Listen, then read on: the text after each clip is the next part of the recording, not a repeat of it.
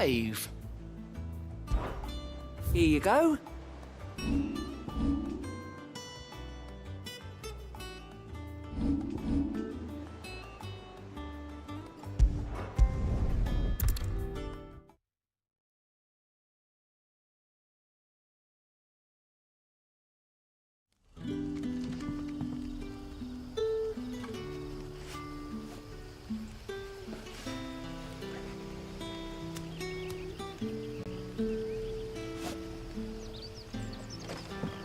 Good day to you.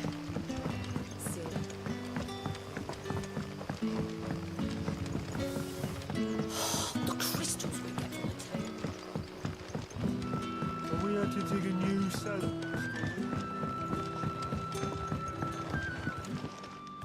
Ah, Clive. Your timing is exquisite, as always. I have a concern which you may be able to assist me with. Go on. There are whisperings afoot of shadowy figures having been sighted outside the village. Rustlings in the undergrowth, suspicious noises. My people fear that they are being watched. It may be no more than a surfeit of nerves, understandable in the current climate, or it may be the prelude to something altogether more dangerous. Given what I hope you'll forgive me calling your nose for trouble, I wondered if you might investigate. Of course. Excellent. You might begin by speaking with the good citizens of Lostwing. Listen to their tales, and make what you will of them. All right. I will.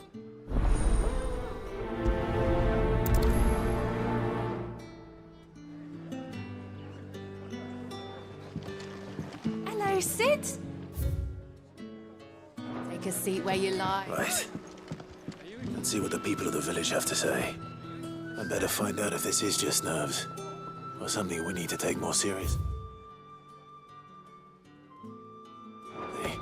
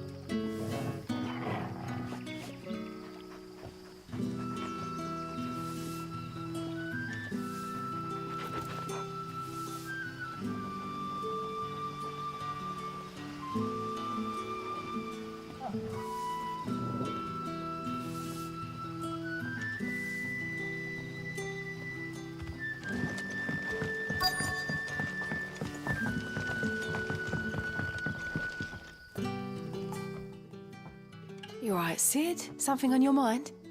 There is actually. Can I ask you something? Quentin tells me people have mentioned shadowy figures out in the woods. Have you noticed anything unusual? Oh, that. No, sorry, can't help you. I heard the rumours, mind, from the lads working over at the vineyard, but none of them has seen anything either. All right. Thanks anyway.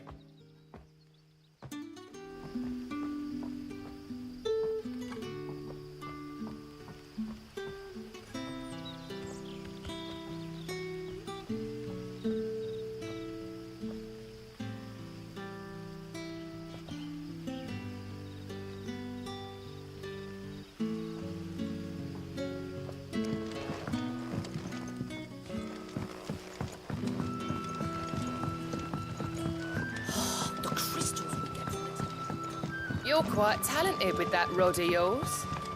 I've caught my share.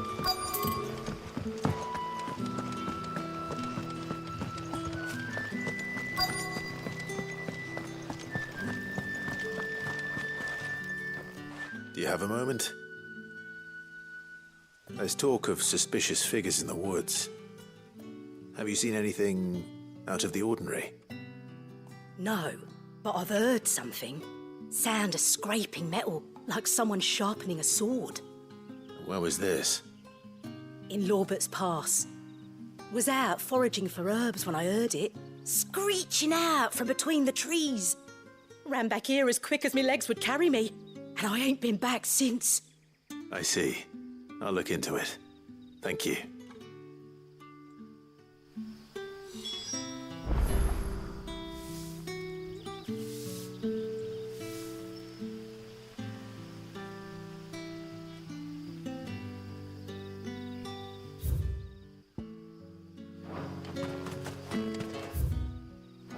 Seems Lorbert's Pass is our best bet then. What do you say, Torgal? Shall we go and investigate?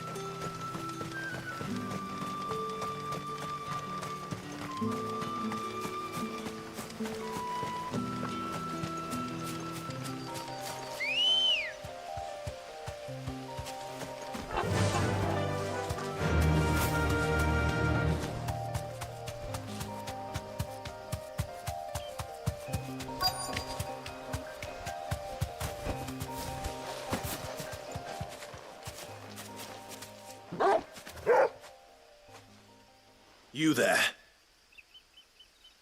Fuck! He's seen us. Get them before they escape! Black Shields. Here. What the hell are you doing here? What is it to you? Not that we give a damn. All that matters to us is that you don't leave here alive.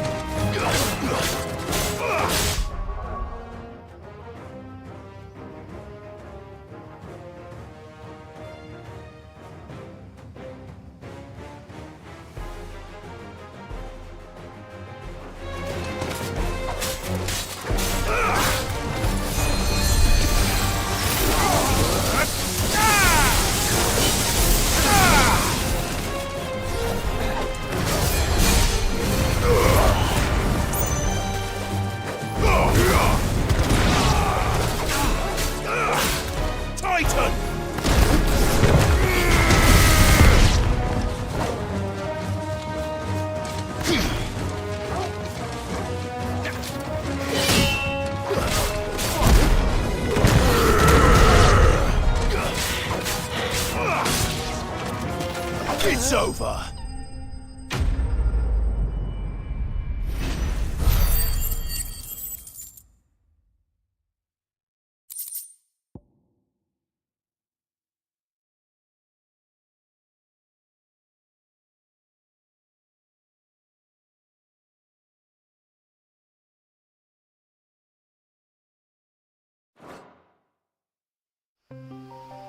Why were they here?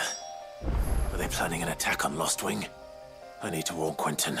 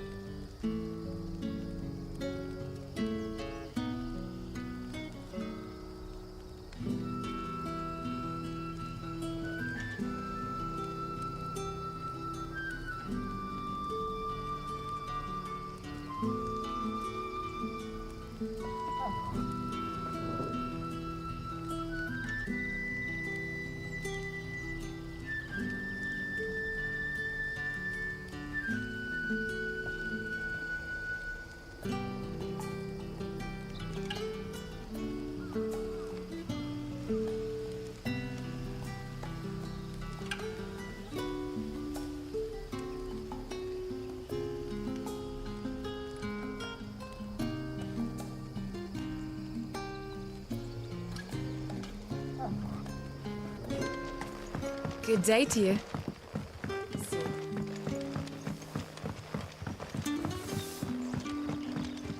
The crystals we get from it. Clive, how goes the hunt for our sinister figures?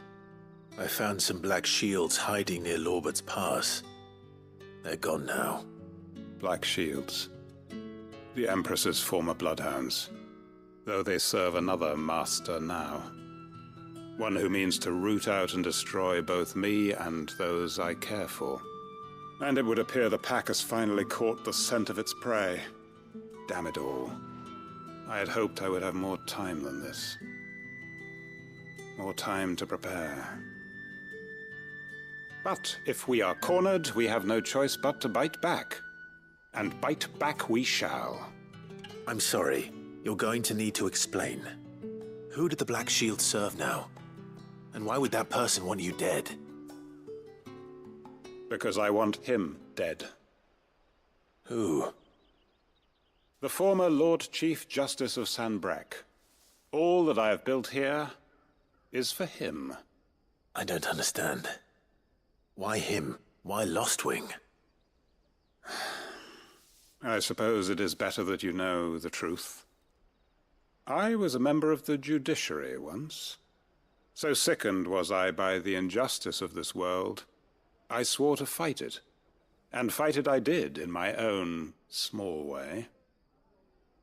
I saw more than a few corrupt officials condemned to the very cells into which they had thrown blameless innocents.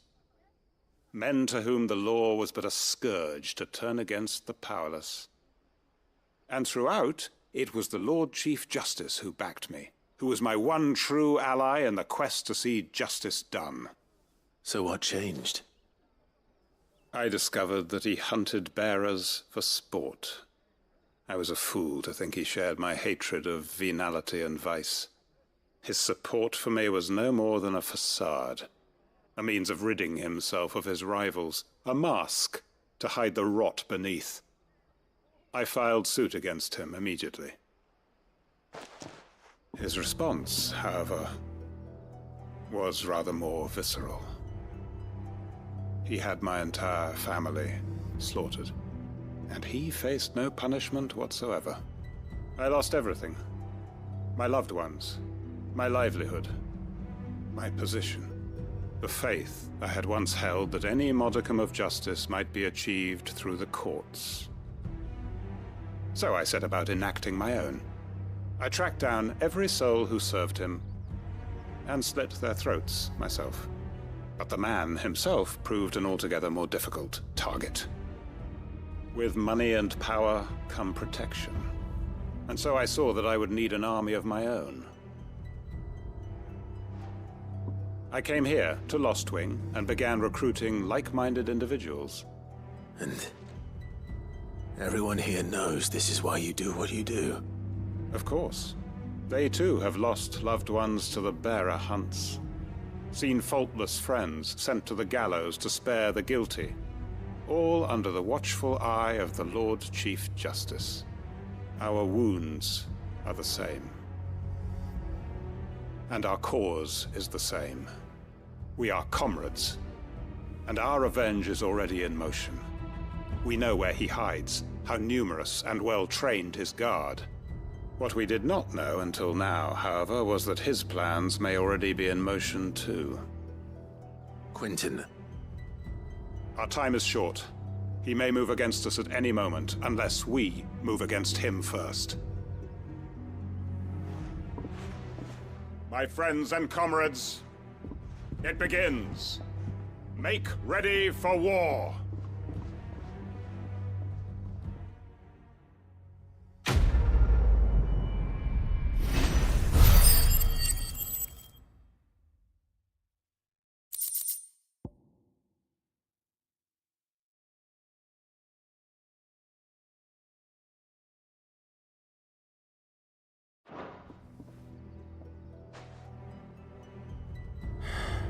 I'm not going to change his mind.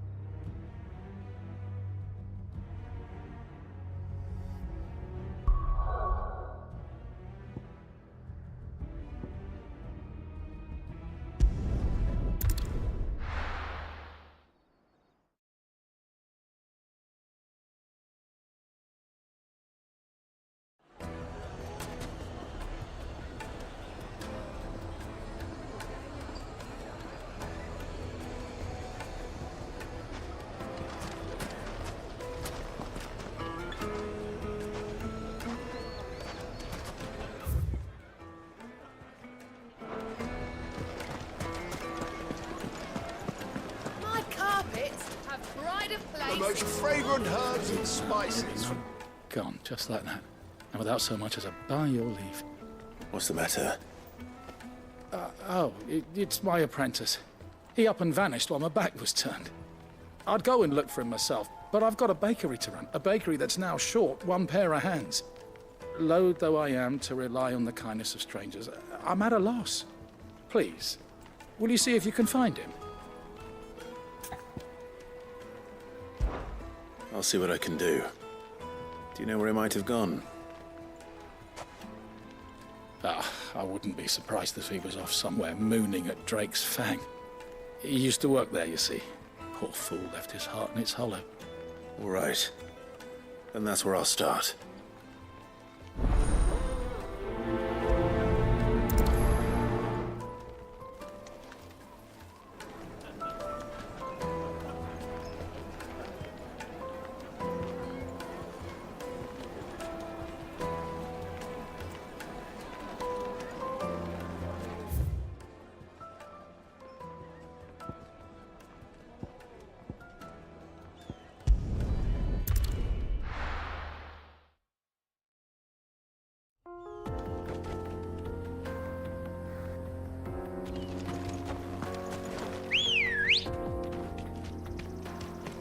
Come on.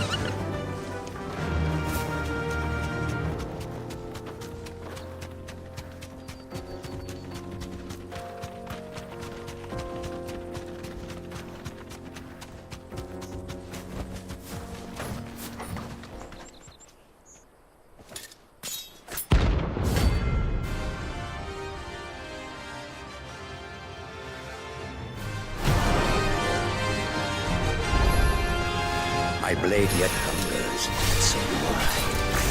Come, let us feast on your flesh. Your feasting days are over.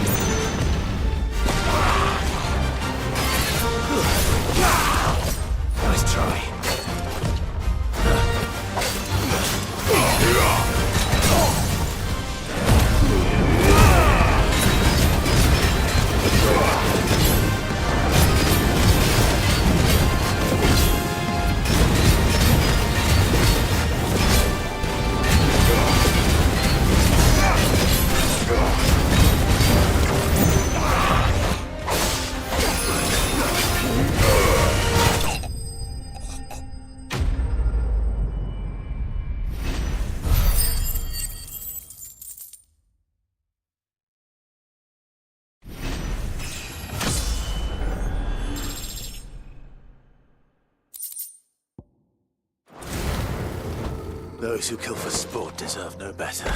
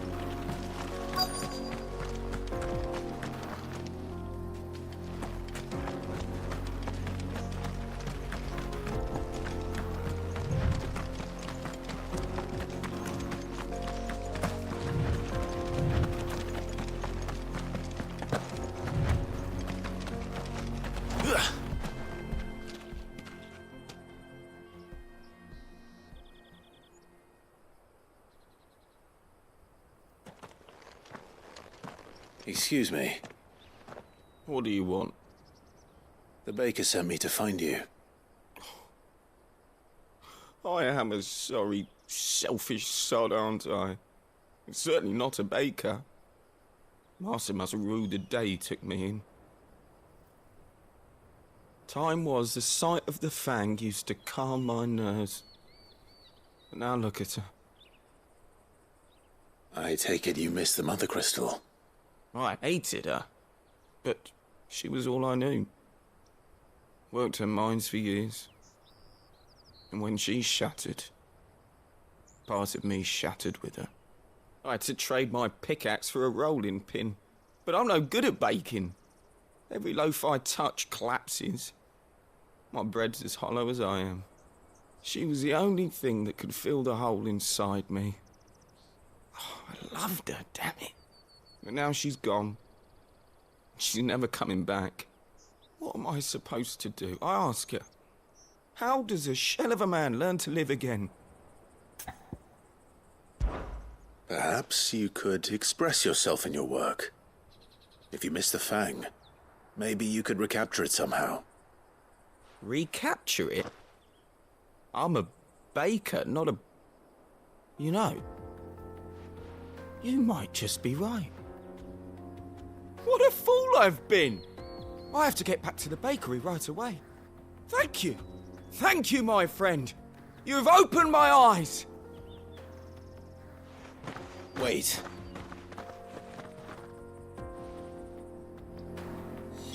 Suppose you won't be needing an escort then.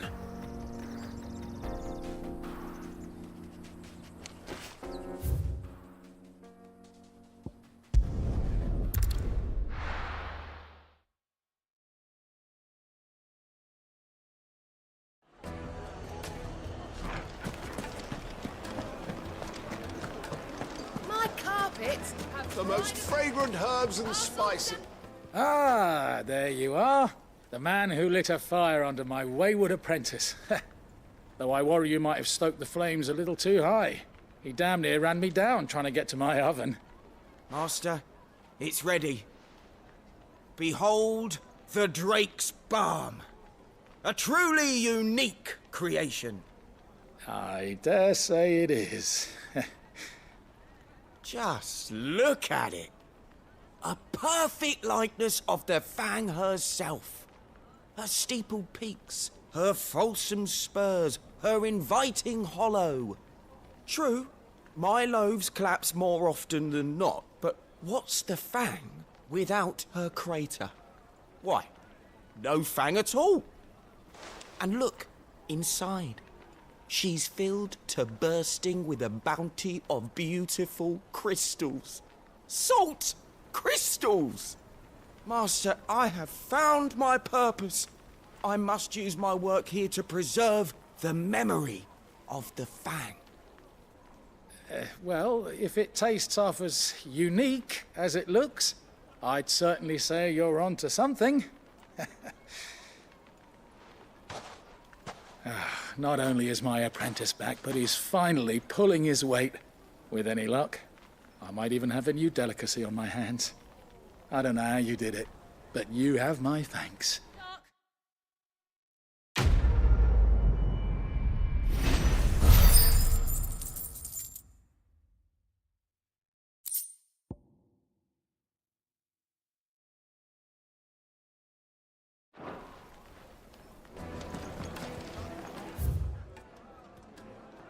Now, do...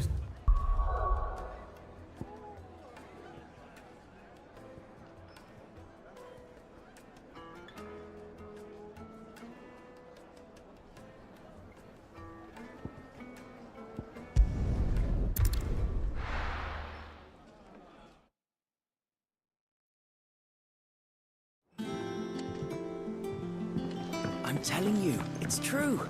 I heard it from Otto's own.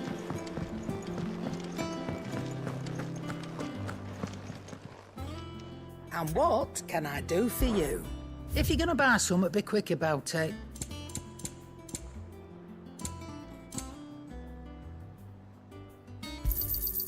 You're rubbing me blind, you know. It'd better all be here.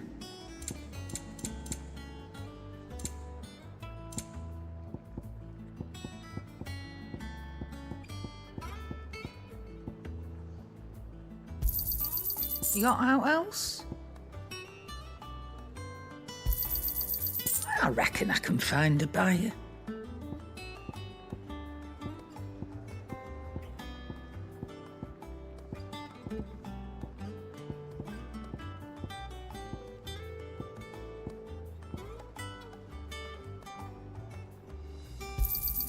You got out else? I'll be thankful you got that much.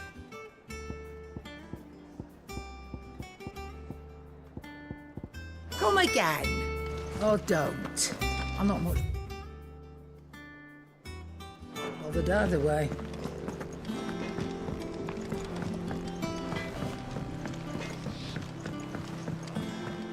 I went up to give some greens to the chocolate.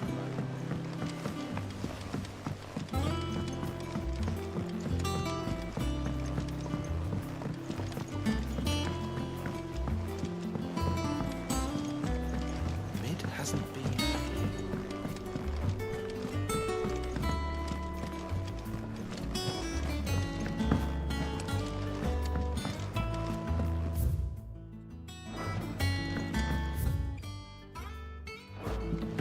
Editors started reading books that don't have any pictures in.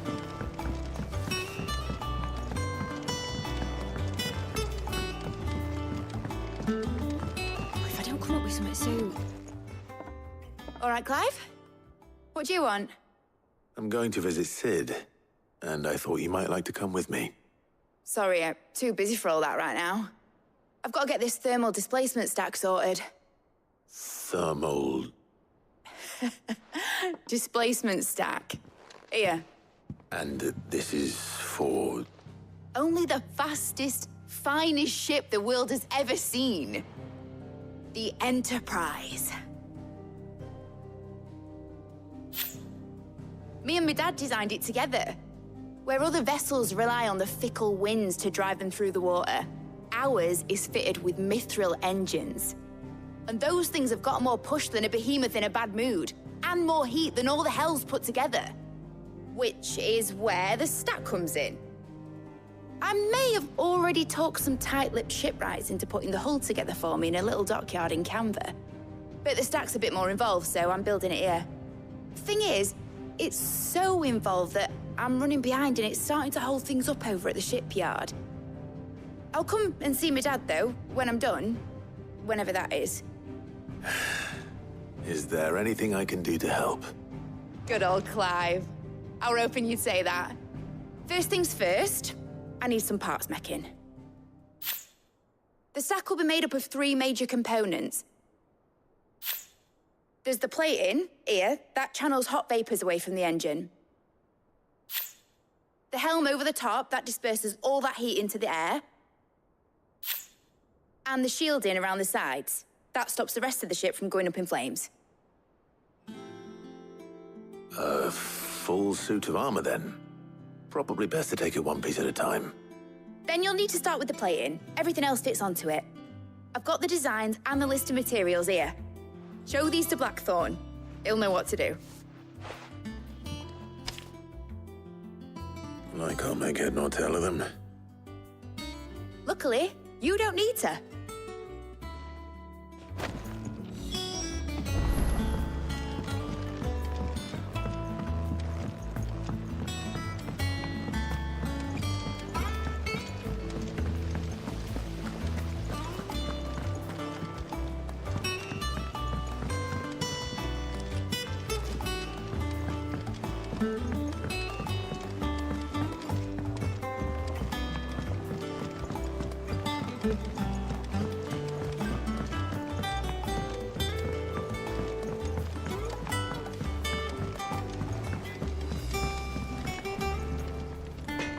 Blackthorn, can I ask a favor?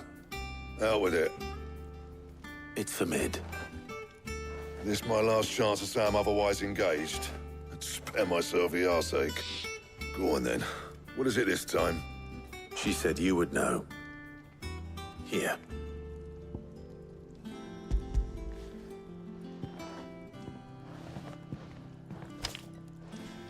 Krieger's teats. Well, I don't know what what the hell you'd want this for, but I can make it. Won't be easy, though. And I'll need help. Get Gavin in here, will you? All right.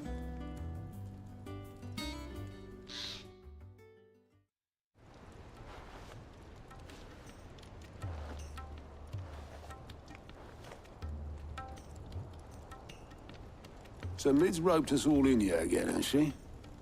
Typical. Still, if that's what it takes to get her to visit Sid's grave, I'll do what I can. And, what is it we need to do, exactly? Take a look at this. It's this plating. The usual saw grade steel won't work. We need something that can get very hot, very fast, and still keep its shape. That means an alloy. Something that won't break or buckle at the temperatures she's talking about. Which is where you lot come in. I need materials, and I've got my work cut out already. You'll have to fetch them. Now, there's a special kind of sand I'm after that you can only find out in the Valcroy. Stardust, they call it. As for the rest of the stuff, my usual supply should have it in stock. It just needs buying and bringing back here. Well, we'll get it done quicker if we split up. One of us should probably give you an hand coat in the sand. And the other can go and get the rest from this supplier. Right then. Well, make your minds up who's going where, and we can get this over with.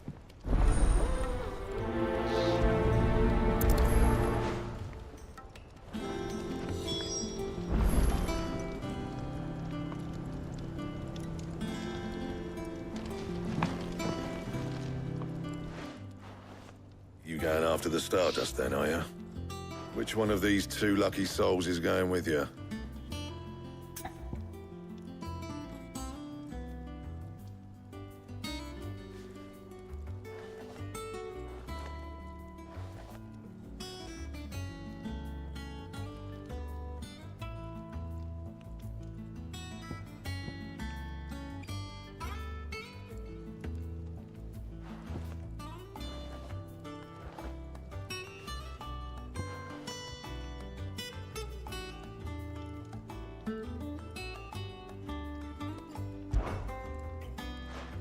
Otto, you're with me. All right, then. Where do we find this Stardust, and how will we know it when we see it? There's a river that runs through the southern reaches of the Valcroy. It's the black sand that washes up on its banks that you're after. And I'm guessing you'll be needing sackloads of the stuff. Might be worth our importers and the Dalimil Inn. I'll head down there. See about finding us a wagon. All right. I'll meet you by the river. Yous two take care, eh? I'll go and see this supplier. Just don't let the bastard fleece you, eh? He wouldn't do that. He's Blackthorn's mate. Isn't he? Best of luck.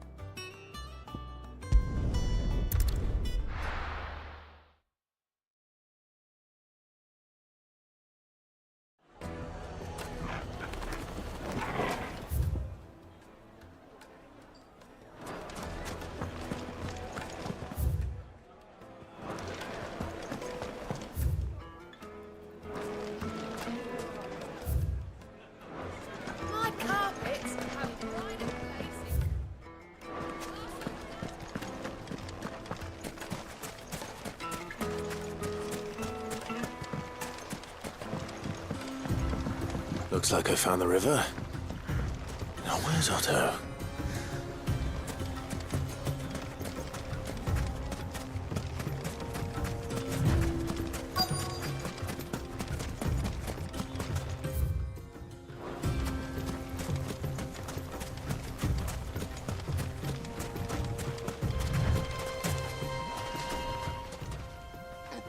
Otto, sorry I'm late. Oh, Clive. I had a quick scout about, and I reckon this area's our best bet. Seems Blackthorn's the only one who thinks smithing with this Stardust stuff's a good idea. It's just lying here, waiting for any old fool to fill his boots. But unlike any old fool, you thought to bring a wagon. Well spotted. Now get filling.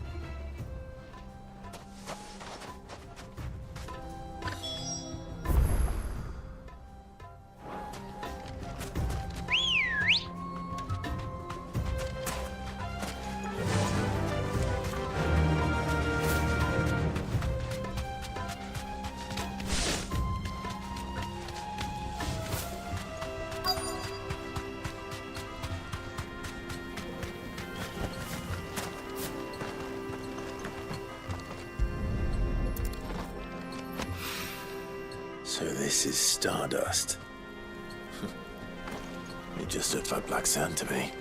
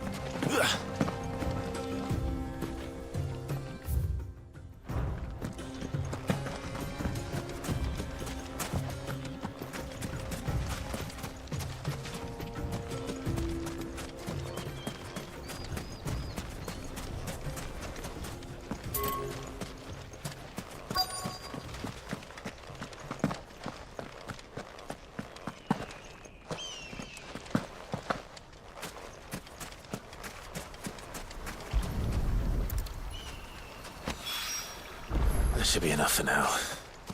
Let's see how Otto's getting on. Good girl. Faster!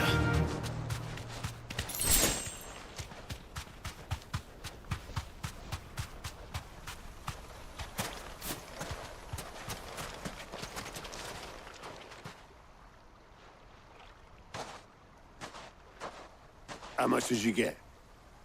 Enough. I hope.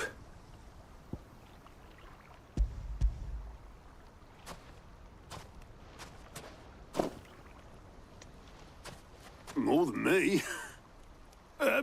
Put it all together and I can't see Blackthorn complaining. Much. Here, Clive. Do you fancy a walk?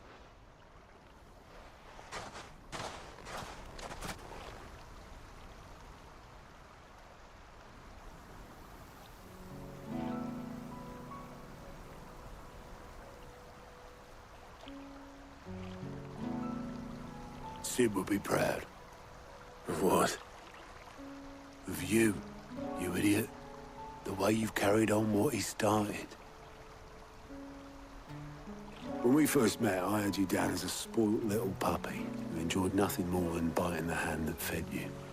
But 5 years on, you're the one doing the feeding. So thanks for proving me wrong. You weren't wrong. But I changed. Thanks to Sid. And thanks to you. When I suggested taking on his name, you were the first to back me. And if you hadn't, no one else would have. I couldn't have done any of this without you, Otto. Yo, give over. You're making me blush. All I did was choose hope over despair. I gave you a chance, yes, but you're the one who took it. You took a rabble of homeless, hopeless outcasts and put them back on their feet. Gave them something worth fighting for, just like the old Sid did.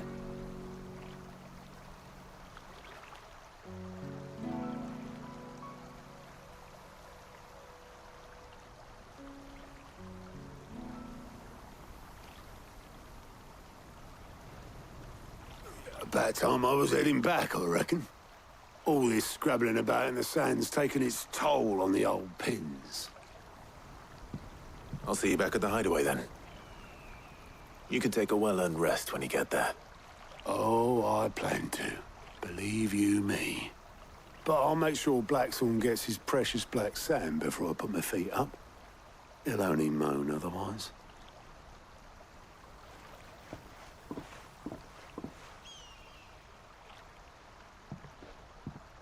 Right. Ready to go home, boy?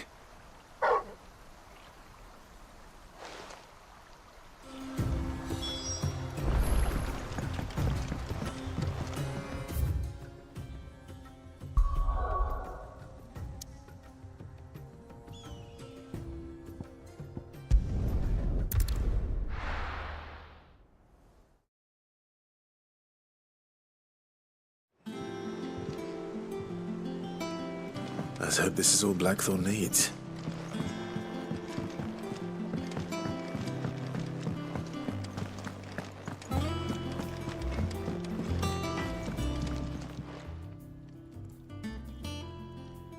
Blackthorn, got everything you need? Yeah.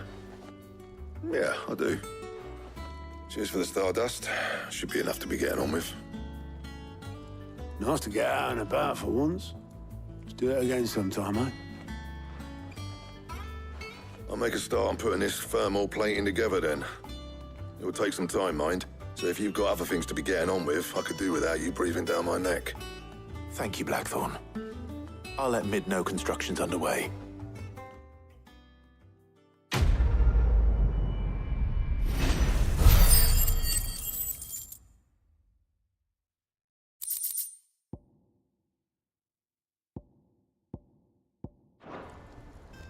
Suppose we'd better be getting back to work too. Give us a shout if you need anything.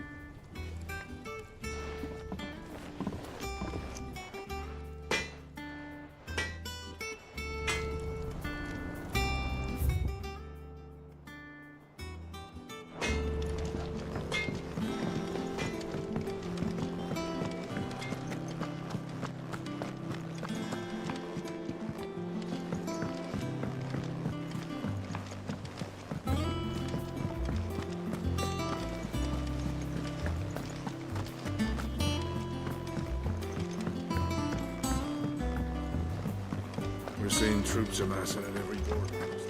No surprises there. Oh, I wasn't expecting you back so soon. Is everything we've received and everything promised?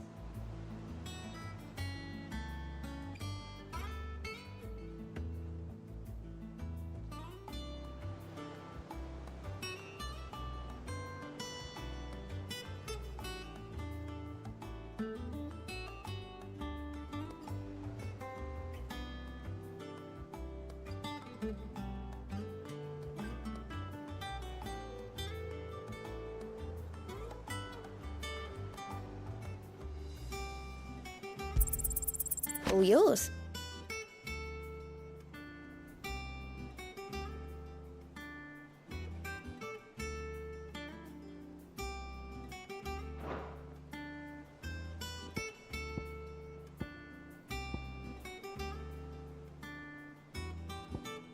All done?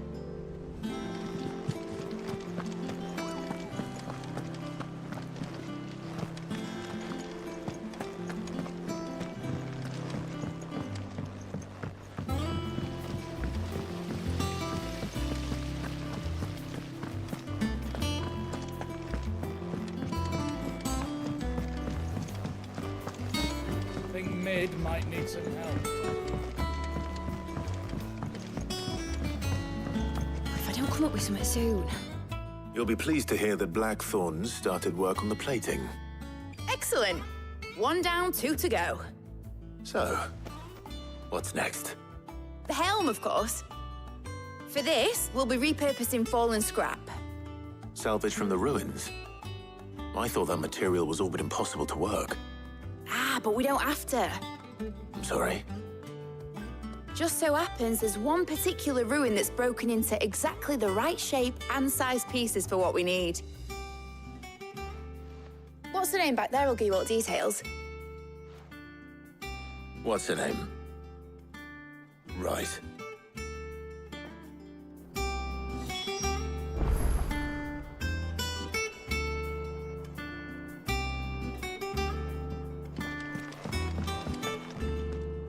Oh, Sid, is this about the helm?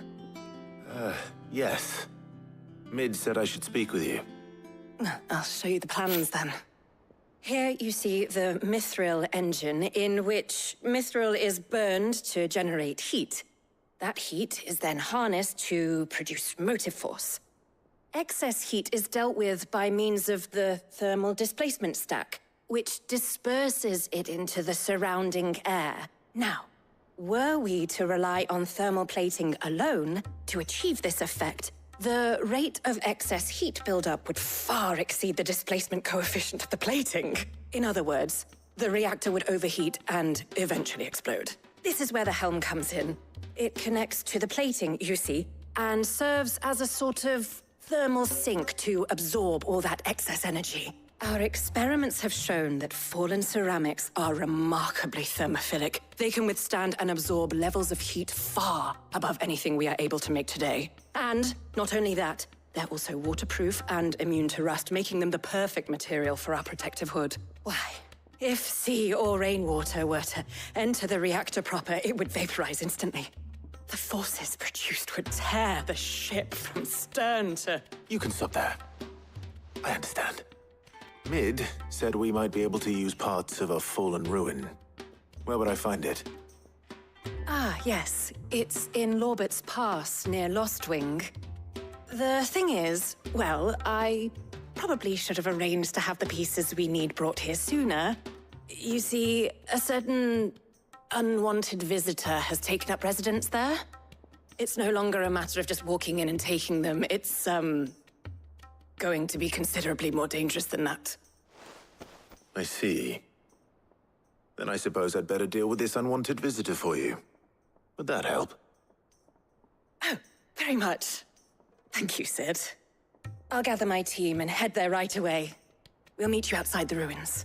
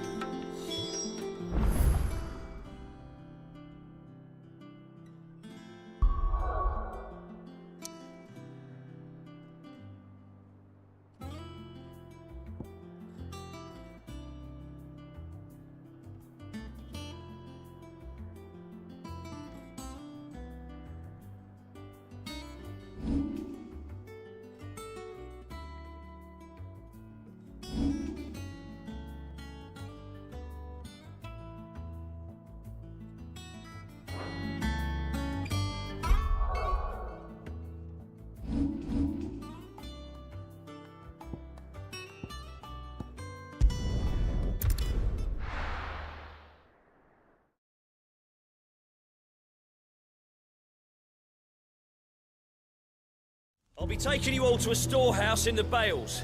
Leave anything you don't need behind.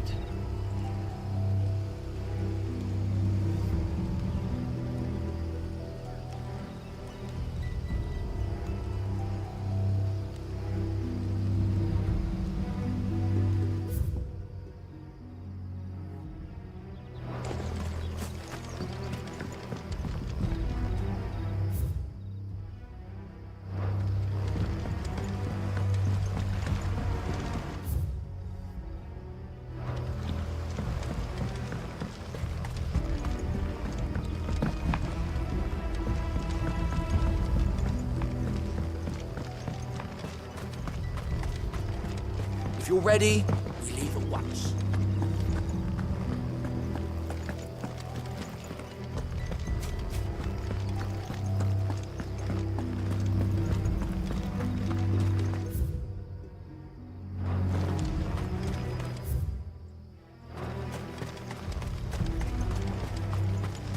No use calling Ambrosia now.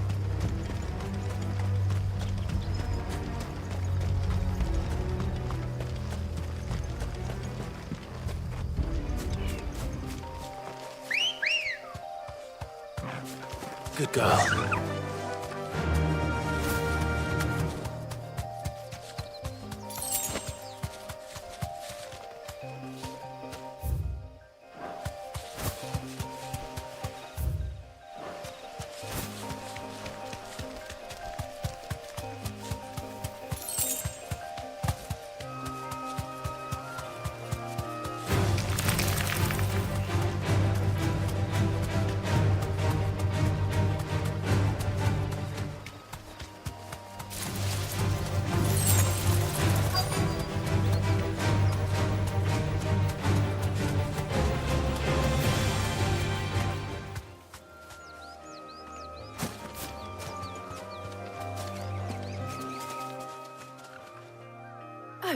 you are, Sid.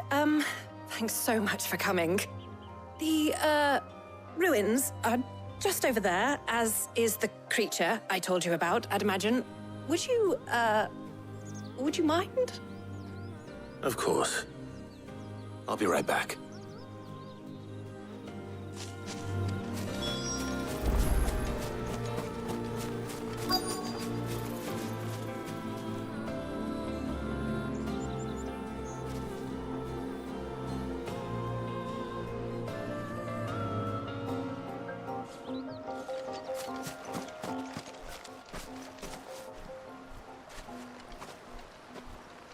Anybody home?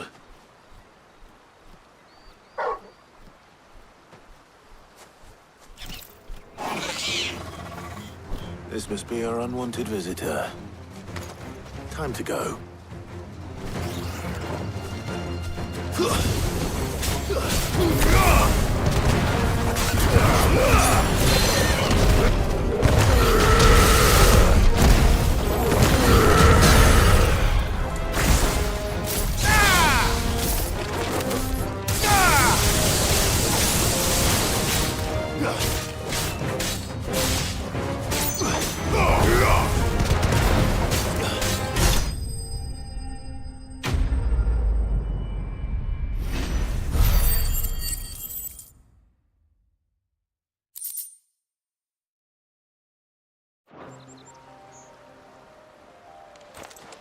The things I do for you, Mid.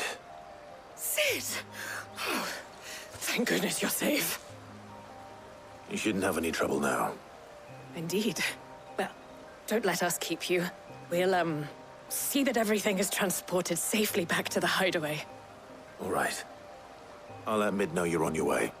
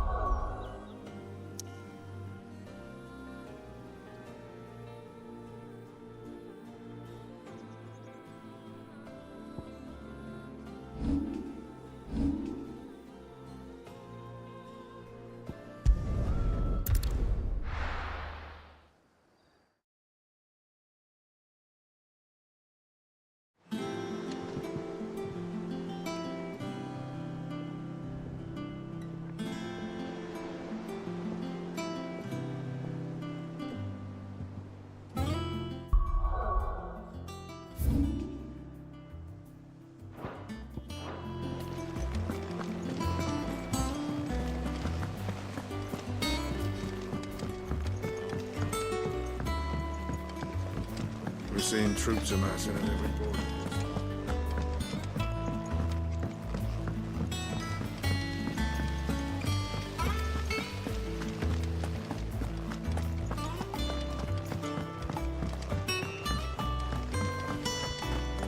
I think Mid might need some help. If I don't come up with something soon. Mid. Helena has recovered the material for the helm. She'll be along shortly. Excellent. Another job well done. And just one remaining. Right. Right, the shielding. This one's a bit of a bugger. How so? The plating's enough to stop the engines going pop, but those things will still be spitting out enough fire to set the rest of the ship ablaze. Which is why you need proper shielding. A prison for the dragon's breath that's blazing away inside. I thought a triple thick layer of tempered steel might do it. Or more of the stuff that the Fallen use, but they'd both be too heavy. The helm and the plating are bulky enough as it is. Add any more weight and the whole ship would be at the bottom of the briny before we'd even started. I need something light. But I've racked my brains and I just can't think what would do it. Well, if I were in need of obscure knowledge, I know whose counsel I would seek. Harpocrates. Tomes? Yeah, well, I'd thought of that, obviously. I've got all the details written down here. Can you take this to him? See what he makes of it? Right away.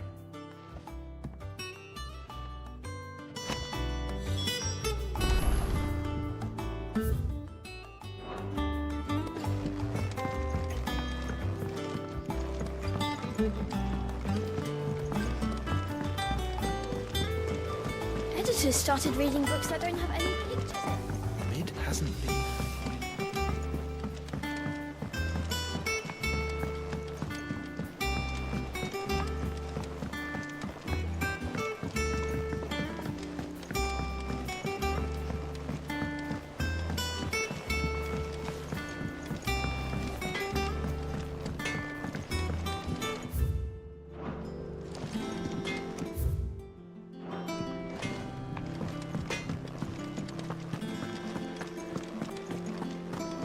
Thanks to Sid, the man who...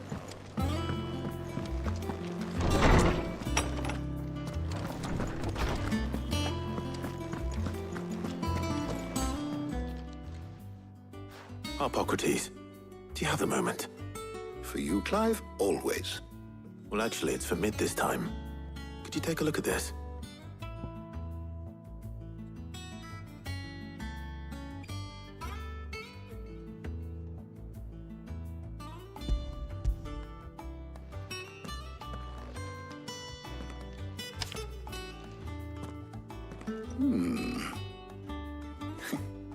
Shielding for a mithril engine. Whatever will that girl think of next? And what are these notes around the edges? She has some specific requirements for the materials. The shielding needs to be able to resist extreme heat on the inside, and yet remain cool enough on the outside not to set the ship alight, while also being light enough not to sink it. As you can imagine, she's struggling to find anything that meets her needs. I see.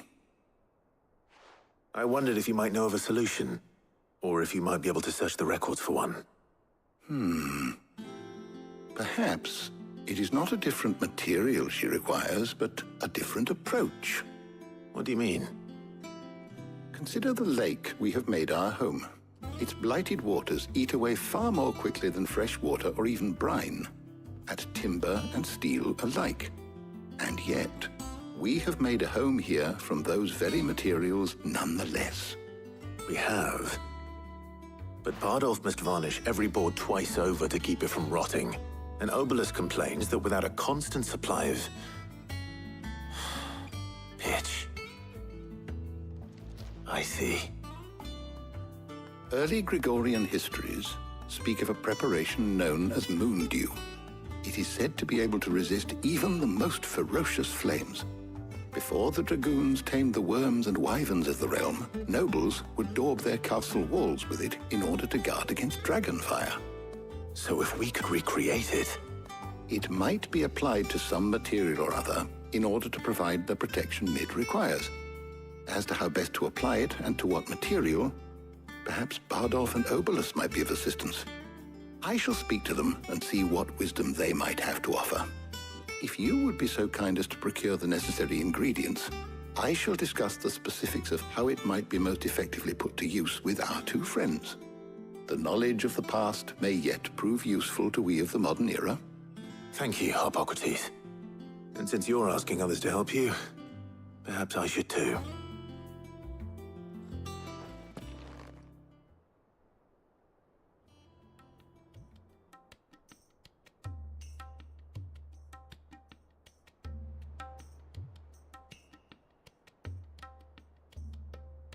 So you need a hand, do you? We do. I'll be heading to market for the ingredients we need. I could do with some help. And some company, too. The other can assist me in researching how best to prepare the shielding itself. Can we count on your aid? Always. Well, if Jill's game. Thank you. I am sure either of these fine young minds would prove indispensable in my research. I leave the decision as to who will go with whom in your capable hands, Clive.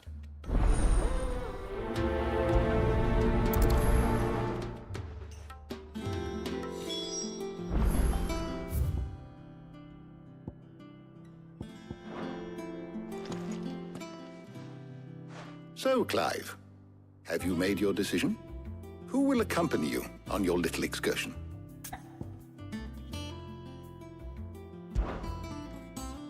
Very well. So then, what do we need to find? I have taken the liberty of preparing a list. Here. White chocobo eggs. Pepio nuts. Are you sure this list is right? Everything on here seems very edible. I would have thought the ingredients would be a little more exotic. Though these items may seem mundane, they have potent effects that are rarely exploited, effects for which they were once highly prized. So much so, in fact, that they were harvested almost to extinction, hence moon dews having fallen from favor. Now, of course, they can be obtained with ease. You should be able to find everything you need at the market in Northreach. Is that so? I've been meaning to visit Northreach anyway. I'll set out now. Join me there when you're ready. I will. Until then. You two enjoy yourselves. You too, Talia.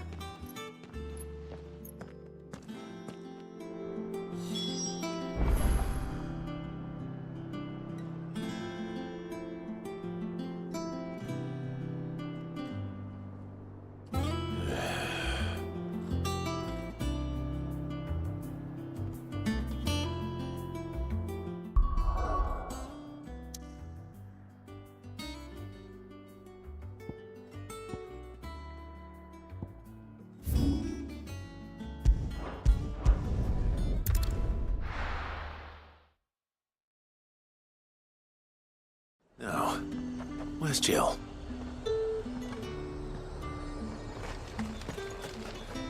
Welcome, welcome.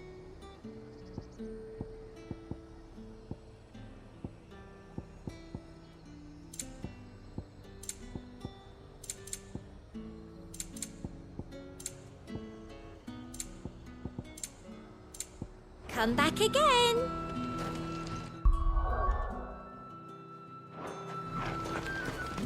There's talk.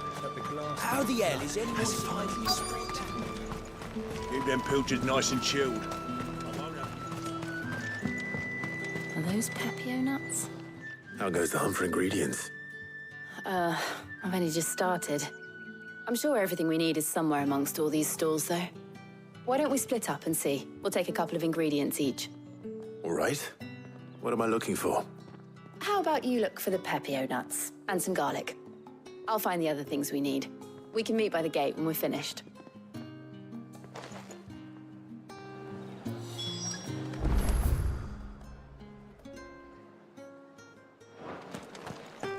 Up! You'll not find a bruised pippin. Fresh cuts!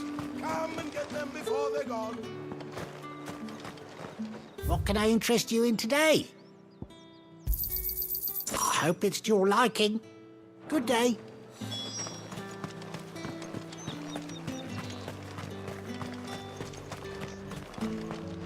Oi, don't touch anything. Go on, take it. That's everything. Let's see how Jill's getting on.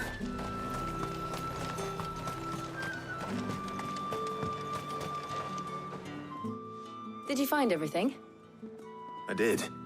Here.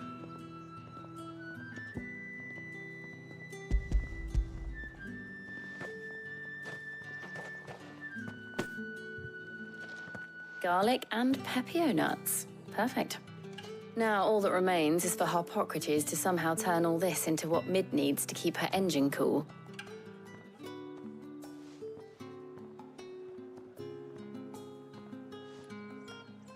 But before we head back, would you walk with me a while?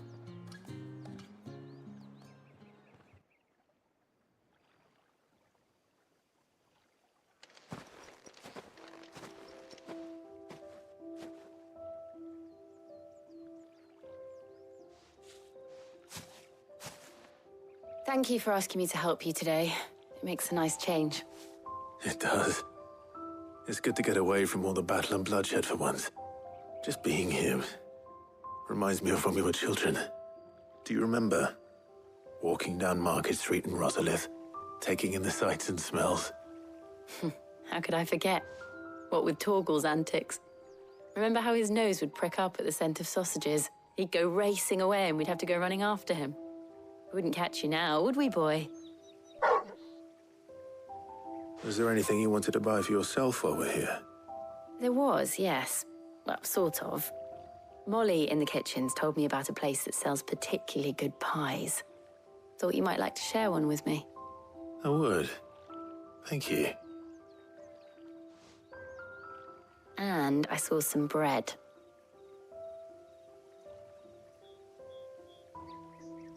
Big white cobs like the baker back in Rosalith used to make. What do you think? I thought we might get some soup to dip it in. But then I tried a slice of the butcher's dry-cured ham and it was just... oh. You all right? Sorry. It's just... you're right. I really do feel like a child again being here with you.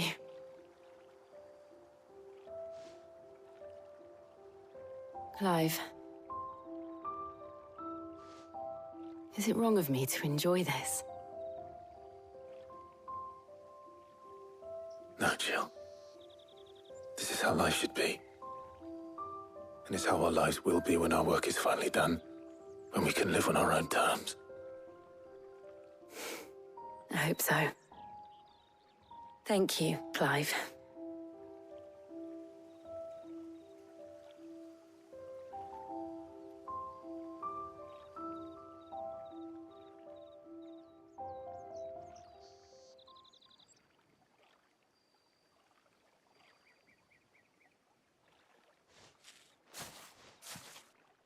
Well, I suppose we better be getting back.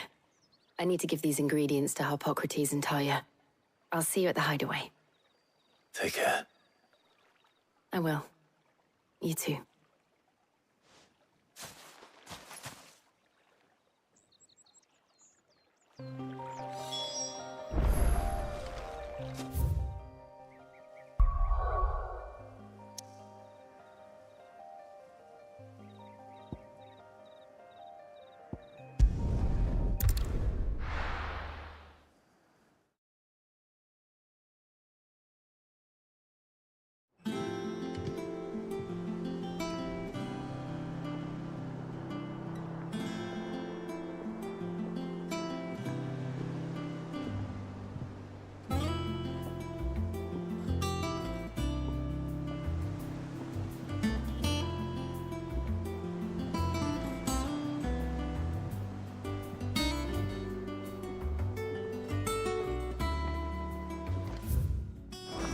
I wonder how Harpocrates is getting on with the moon dew.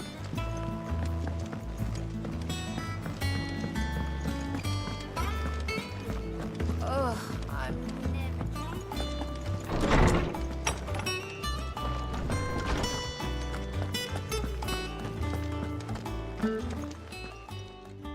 How's work on the shielding progressing, Harpocrates? Well, very well indeed. And thanks in no small part to your kind assistance. I was just explaining to Talia how we might best go about preparing the moon dew. And now that we have all the ingredients, we may begin. You can count on me. I've mixed more than a few mysterious concoctions in my time. I'm sure you have.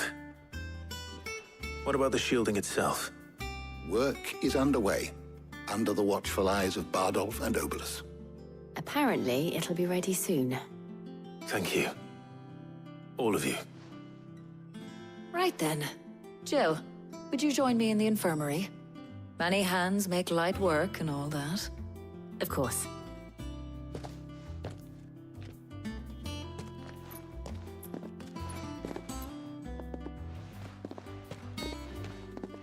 Oh, and Clive, thank you. It was nice just being with you.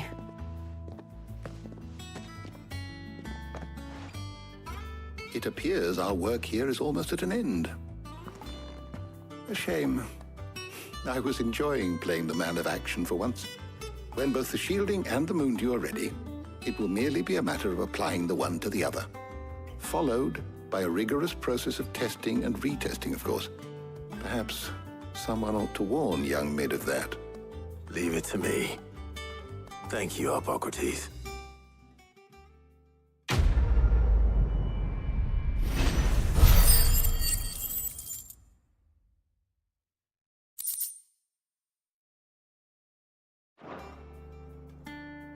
Well, I better go and get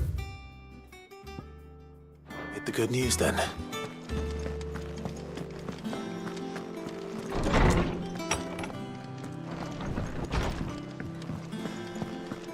Thanks to Sid.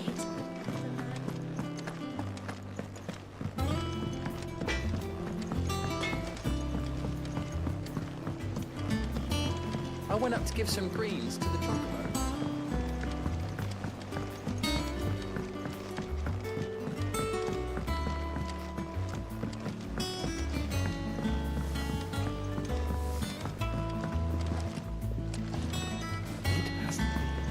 Editors started reading books that don't have any pictures in.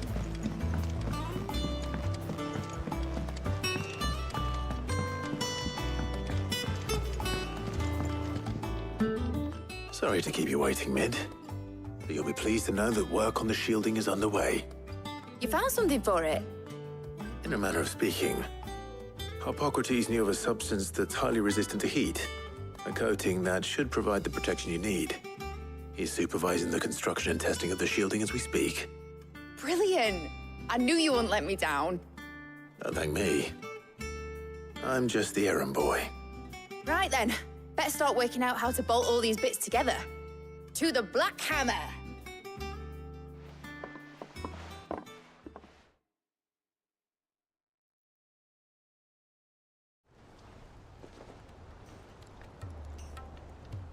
You know, when I got into the smithing game, I thought I'd be making swords and shields, not thermal bleeding didgeridoo-dahs. Displacement stacks. Same difference. Whatever you call it, I ain't putting it together in here. It's cramped enough as it is. Let's take this outside. Mid, you get all the parts lined up on the deck. I'll take care of the rest. On my way! Oh, and bring me the biggest hammer you can find. This is gonna require some precision walloping.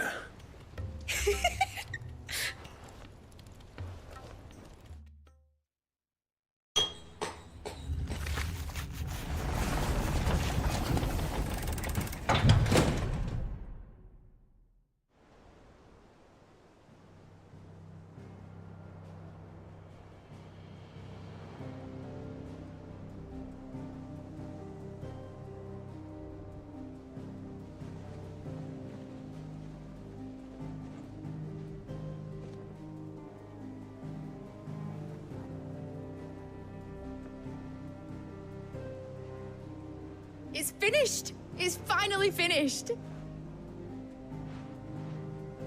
Thank fuck for that. I'll be feeling my hammer arm for weeks. Thank you, Clive, Blackthorn, everyone. That's one down and just 3 more to go. I'm sorry. Oh, didn't I tell you? The Enterprise has 4 mithril engines, and we'll be needing a displacement stack for each. You don't mean... Don't worry. Now they've got a finished one to work off. My gang in Canva can build the rest. Good luck to them, I say. Right, I'm off to get a sling for this elbow. Any other work comes in, keep it to yourselves, eh?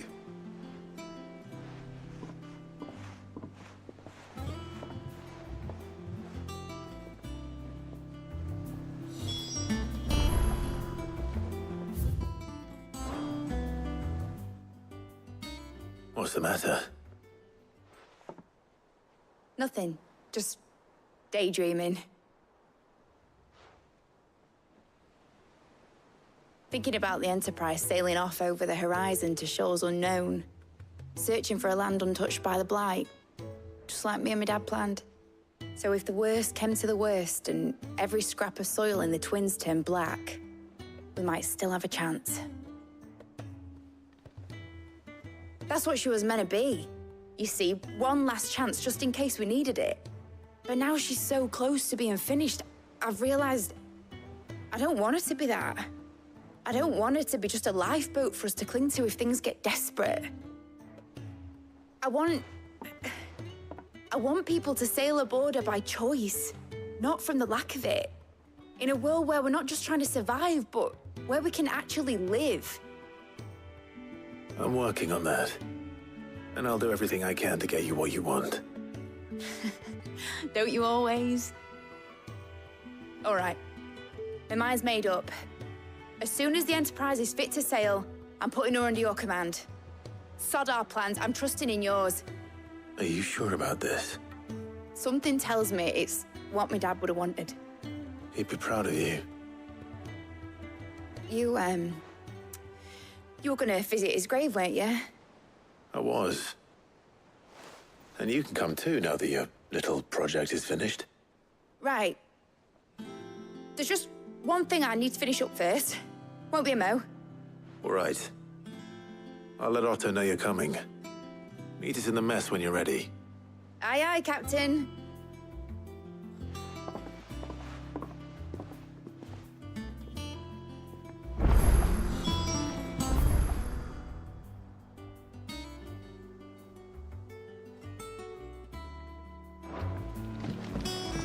Meg told me she was building a ship.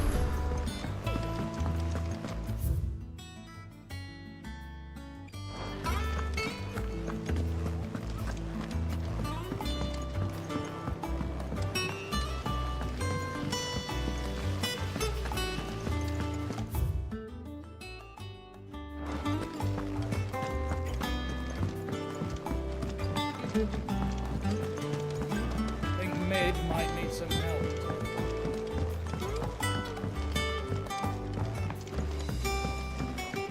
Well. Here, Sid. Reckon you might be just the man to help me out of a bit of bother, if you've a mind to. Let's hear it. Well, it's about this alembic the Chief's got me making. Lovely bit of kit, it is. Bung in a solution you want splitting, and it will separate it out, just like that. Problem is, it won't always get rid of all the impurities. And with some of the stuff we need it for, that ain't good enough. Which is why I've been looking for something to filter the liquid we'll be cooking off. And that's where I was hoping you could help me out. I imagine Ty could get some use out of this alembic too. Distilling medicines and the like. All right. Why not? Proper job! So what exactly do you need for this filter? Nothing but bomb ash'll do, says the Chief. Gave me a sample she'd obtained from the university stores. Couldn't believe my eyes. You pour the blackest blight water through it, and it comes out clear as a mountain stream. So, I did a bit of reading about where I might be able to get hold of some. And do you know what I found out? It's only the blimmin' bones of a bomb king. They leave them behind when they die, see? I take it that's where I come in. If you wouldn't mind. I saw a billet on the hunt board for one just the other day. Would have gone myself, but, well, fighting dirty great balls of flame isn't exactly my forte. You, on the other hand... All right. I'll see what I can do. Thank you kindly. And a good hunting, eh?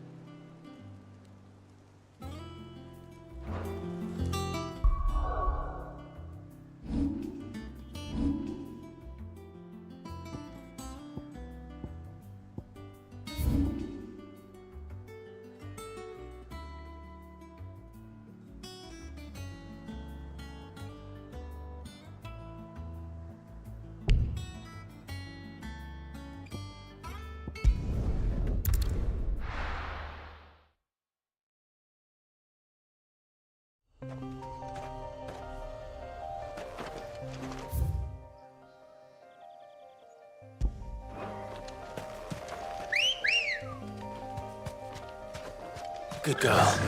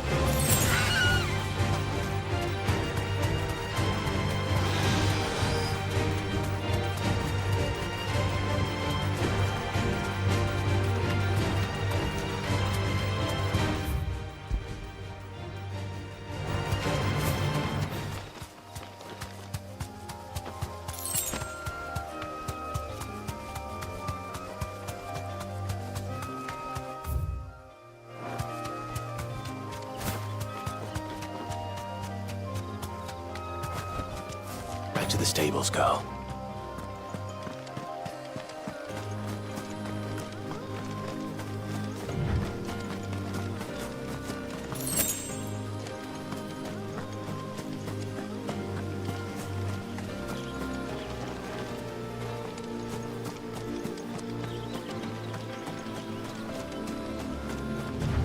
This is no time to ride.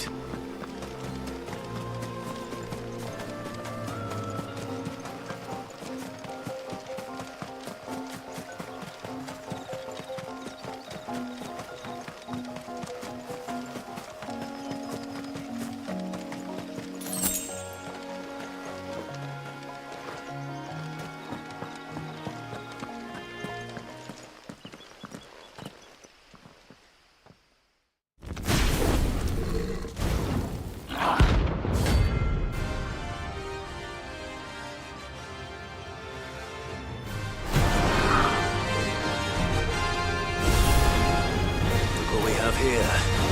Greetings, Your Majesty.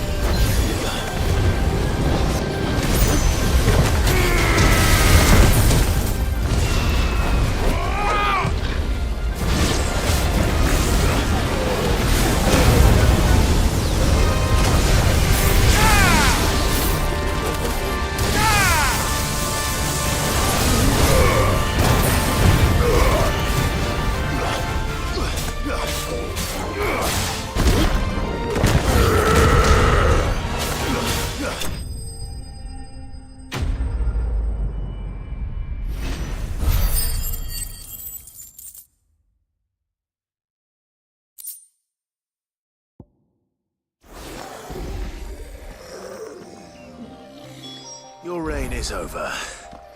Now to collect the ash. This looks like the stuff. Let's see if there's any more.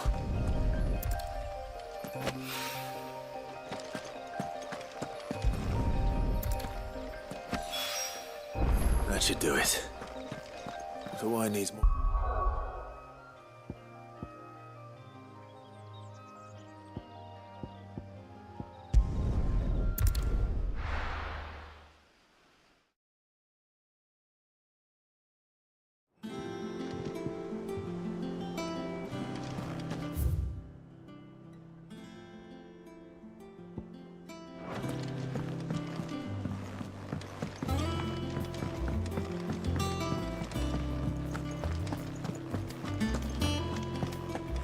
crack the crystal too.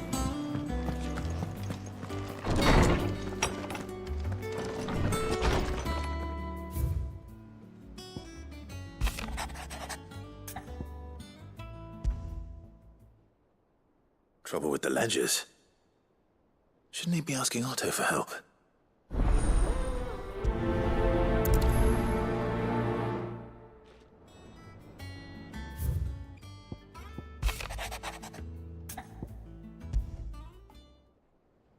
What could be wrong with Torgor? He seemed well enough when I last saw him.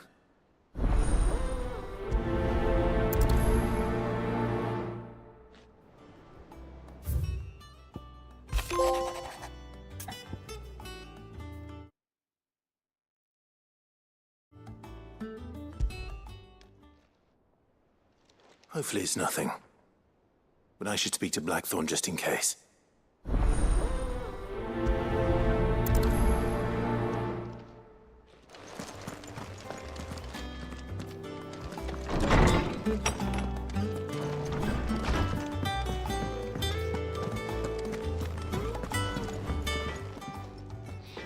Blackthorn, do you have a moment? Not really, no. This won't take long. I just wanted to ask how you're getting on. August was worried about you, and you might still be doubting your craft, even after learning the trick of that cuirass. Is there something else weighing on your mind? Perhaps sharing your thoughts might help. That bastard's like a dog with a bone. Still, he's got a keen eye, I'll give him that. He's just, well, Karen showed me something. Something I've never seen before. And that was? A sword. An odd-looking thing with a single-edged blade. The metal itself wasn't anything to write home about, but fuck me. The edge on it. You could slice a man clean in two with a weapon like that, and he'd be halfway home before he even realised he'd been cut. So that's what's troubling you? Nah. Not troubling me exactly. More distracting. Can't stop thinking, how do you get an edge that sharp? It's driving me mad. And if you knew how to do it, we could arm the curse breakers with even better blades. That's about the size of it, yeah. I'll see what I can find out. Sharper swords are always welcome. And we can't have our master blacksmith being distracted. You're a soft touch, you know that. But I can't say I'm not grateful for it. Good luck, eh? Thank you. Let's see what Karen knows about this sword.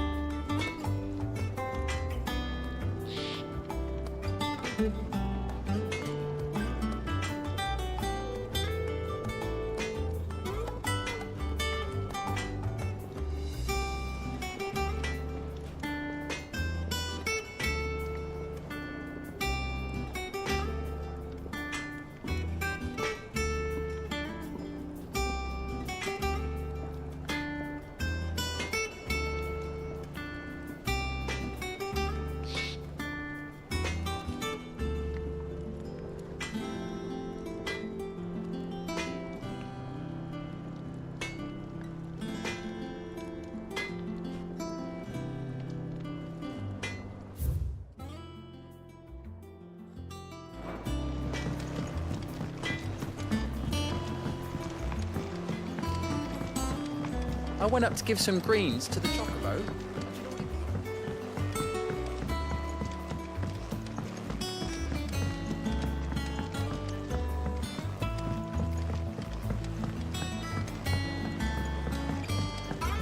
wish I could take one of our birds.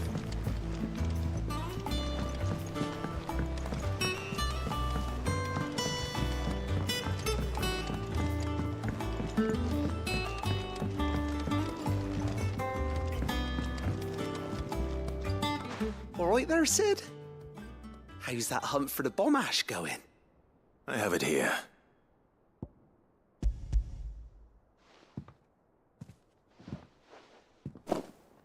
That's the stuff.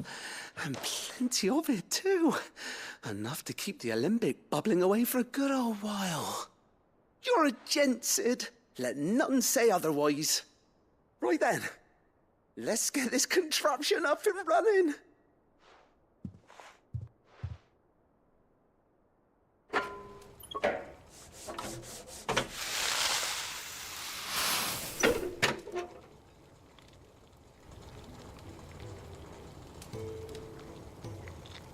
There we have it. The Telemon Alembic. And it works just like the chief said it would. Very impressive. Says the man who cut down a burning boulder. Speaking of which, I still haven't returned the favor. There's no need. The good it will do for the hideaway is reward enough. Don't be silly. Why don't you let me take a look at that bag of yours? The one you keep your potions in. Reckon I could work some magic on that. What kind of magic? Well, we happen to have isolated a substance in our test run of the alembic that I reckon will make even the toughest leather supple as anything. Thought we might use it to breathe new life into old boots and the like. Save the hideaway a few gil. Ah, I reckon if we slap a bit on your bag, it'll loosen it up enough for you to squeeze in a bottle or two more. Well, it can't hurt to try, I suppose. That's the spirit. Leave it with me. I'll only be a mo.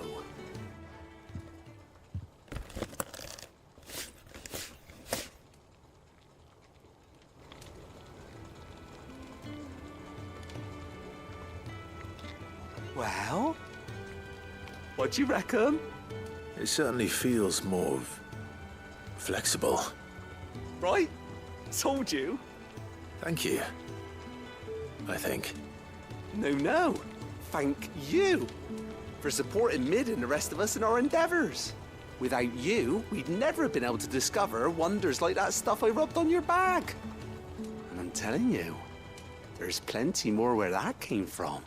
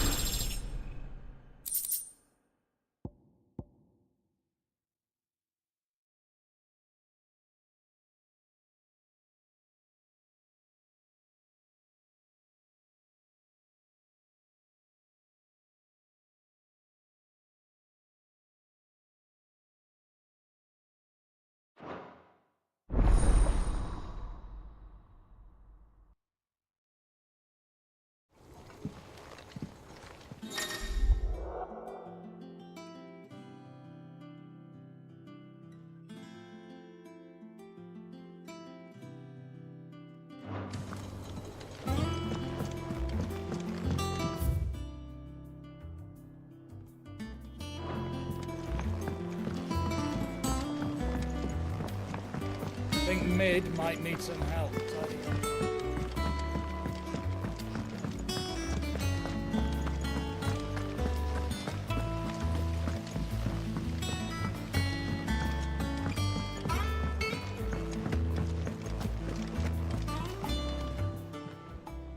Welcome to the Patron's Whisper. Your benefactors are a generous lot. You earned this.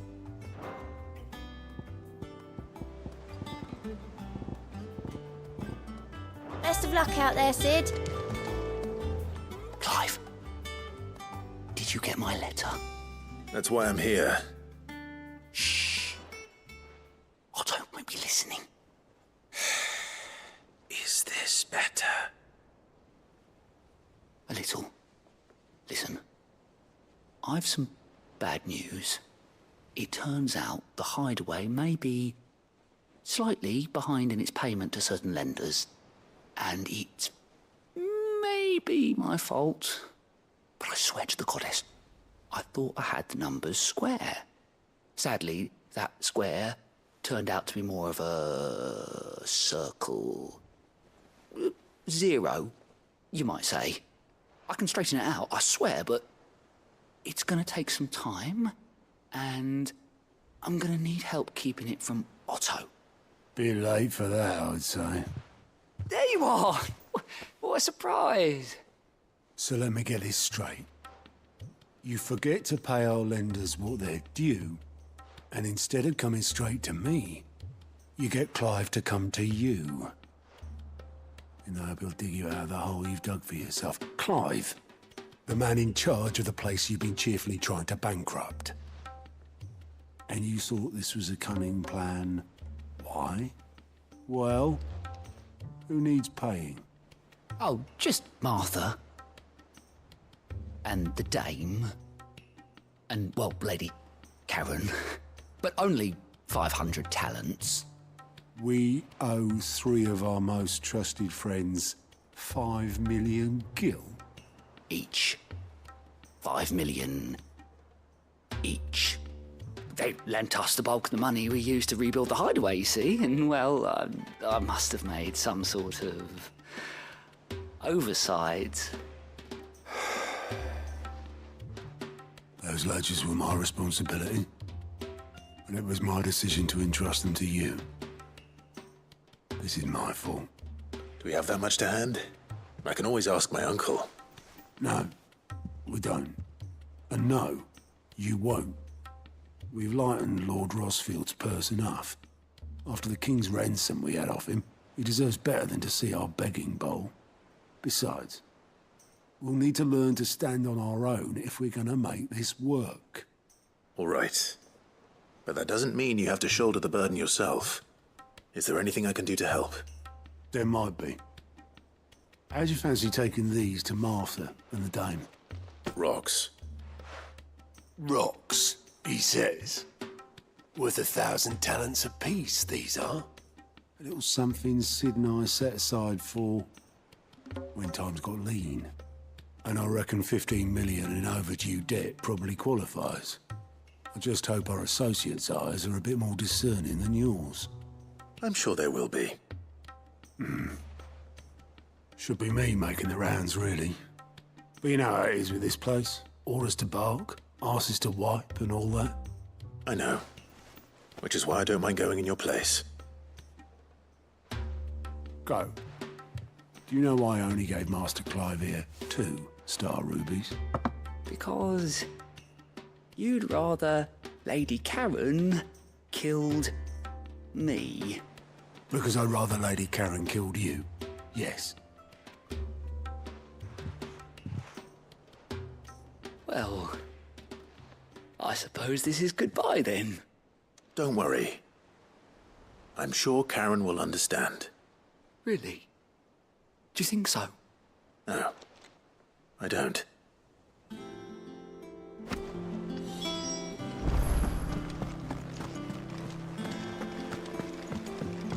Ned told me she was building a ship. Is that the thing Tomes helped with?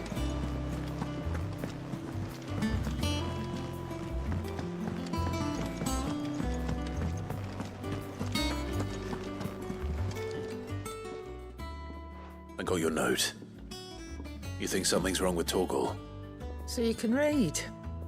Congratulations. But I didn't say I were wrong with him. I said something weren't right. He's not been eating me treats.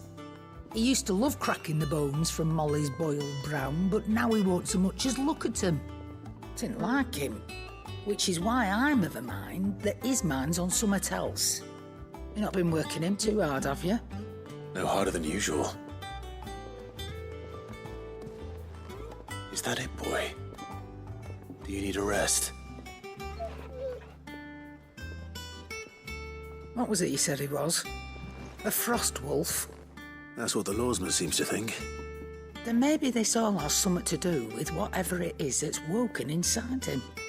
I suppose things have been different since Rosalith. Perhaps Hippocrates knows something. Instead of everything, you mean? Perhaps.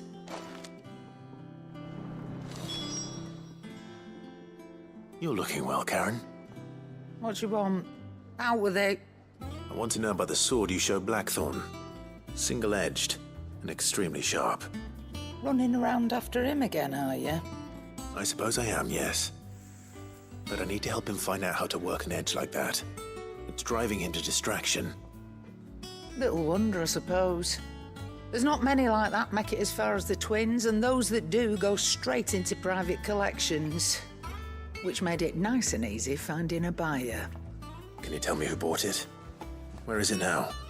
You think I tell people who my clients are? Suppose you're not likely to go nicking him off me, are you now? Fine. If you stop mooning at me like that. Lord Ignac's the man you want. Dalmekian bloke. Collects weapons and the like. And he's got more money than sense, which is why he's one of my favourite clients. Reckon he'll still be at the inn in Dalamil, where I left him. Thank you, Karen. Oh, and he's a touch eccentric, if you take my meaning. I appreciate the warning.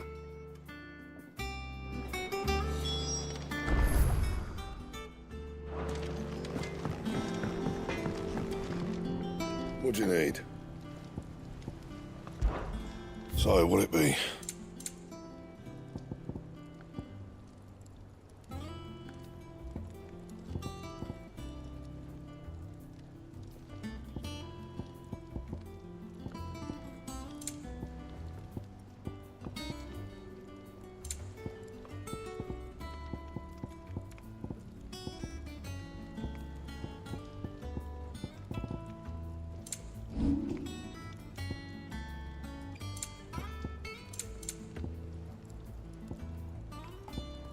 Anything else?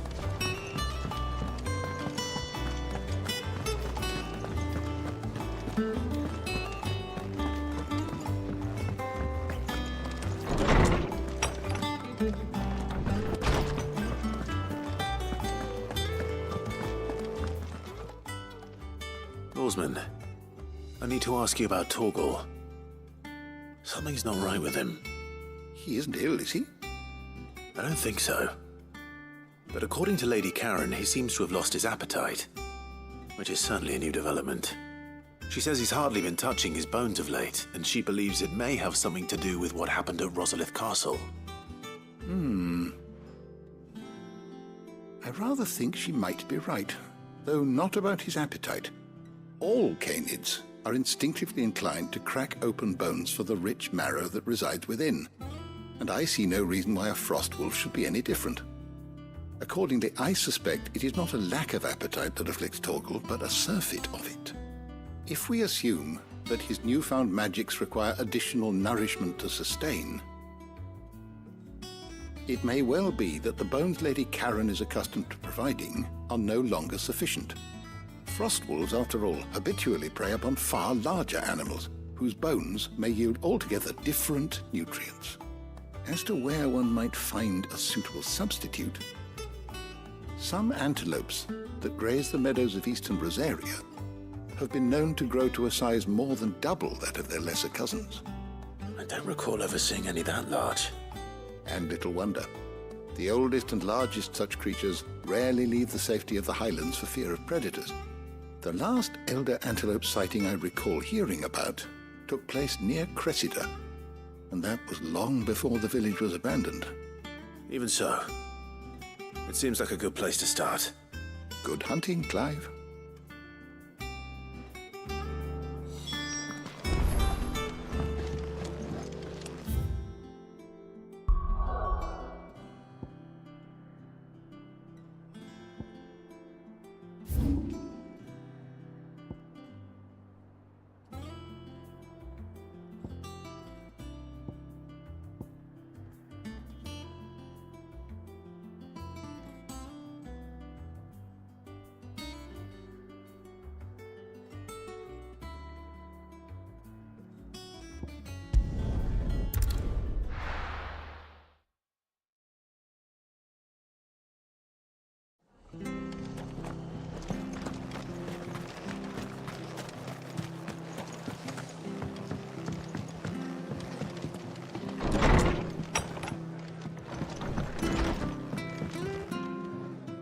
alive. We weren't expecting you.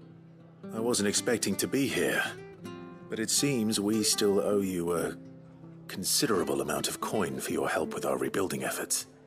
And though I doubt it's what you were expecting, we were hoping you'd take this as payment.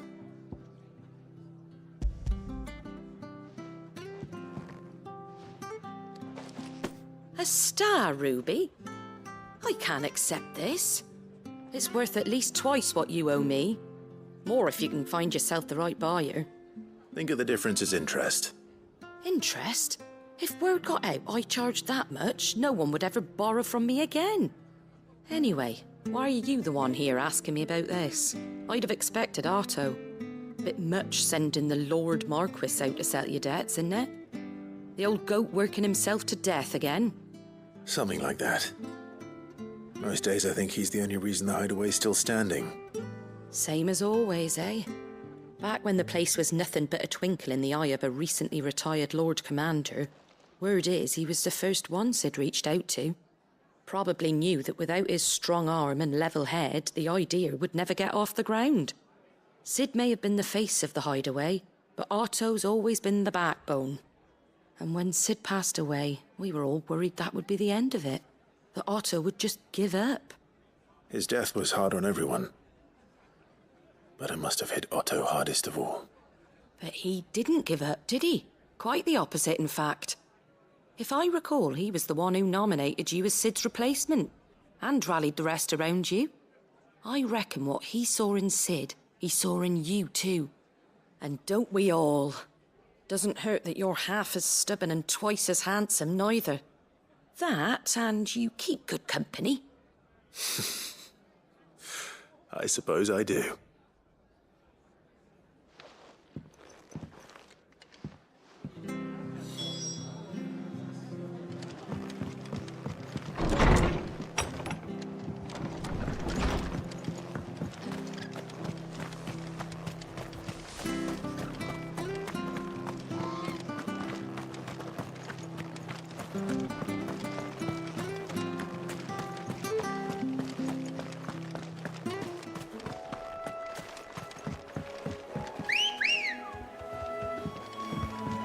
Good girl.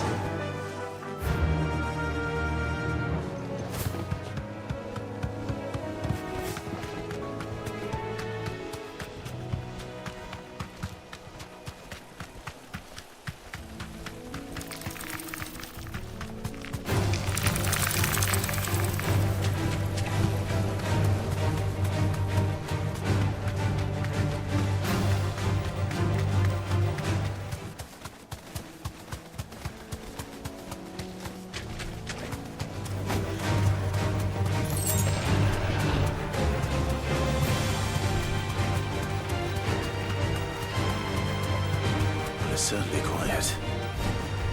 If I were a giant antelope, it would seem like just the place.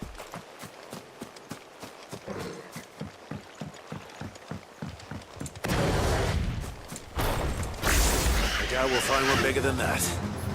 You hungry, Torgal?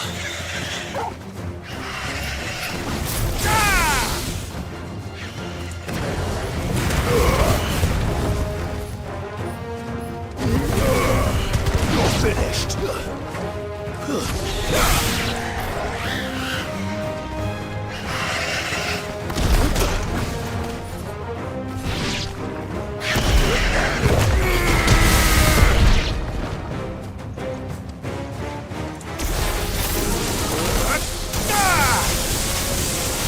Enough.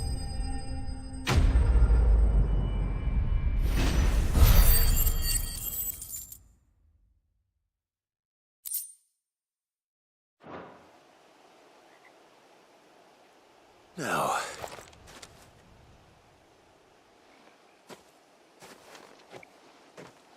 will it be enough, I wonder?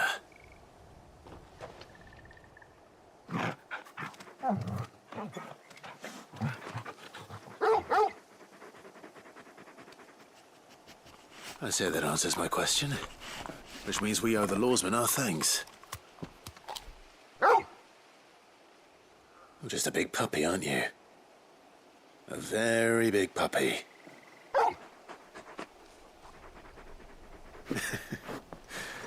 You do know you can take that with you, Torgal. Lady Karen will be relieved to hear you've got your appetite back. Come on, boy.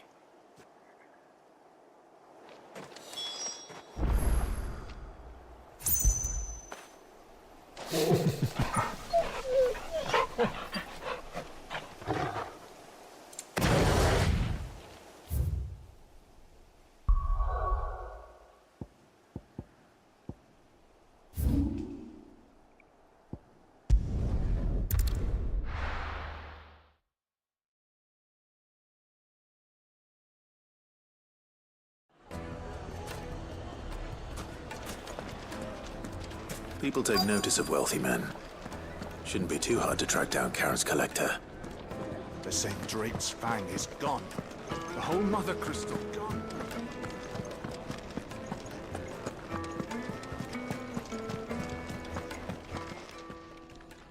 My reputation will be ruined! Ruined! Calm yourself, Lord Ignac, I beg of you, before you do yourself a mischief. Pardon the intrusion, but... Out! Get out! I paid for these rooms so I wouldn't be disturbed. Leave me be! Please, allow me to apologize. His lordship is going through a difficult time, and he's never been fond of guests arriving unannounced. Radim! Get rid of the filthy oaf this instant! Very good, Lord Ignac. Would you mind stepping outside for a moment?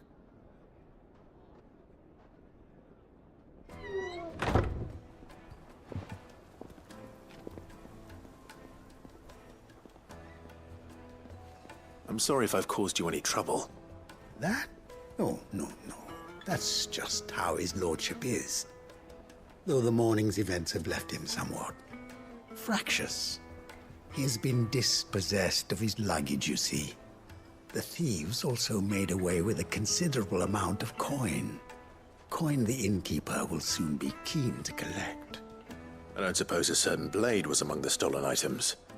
A single-edged sword. It was purchased from a merchant friend of mine. Ah, you know Lady Karen. Yes, I'm afraid it was. Then I'll retrieve Lord Ignac's luggage.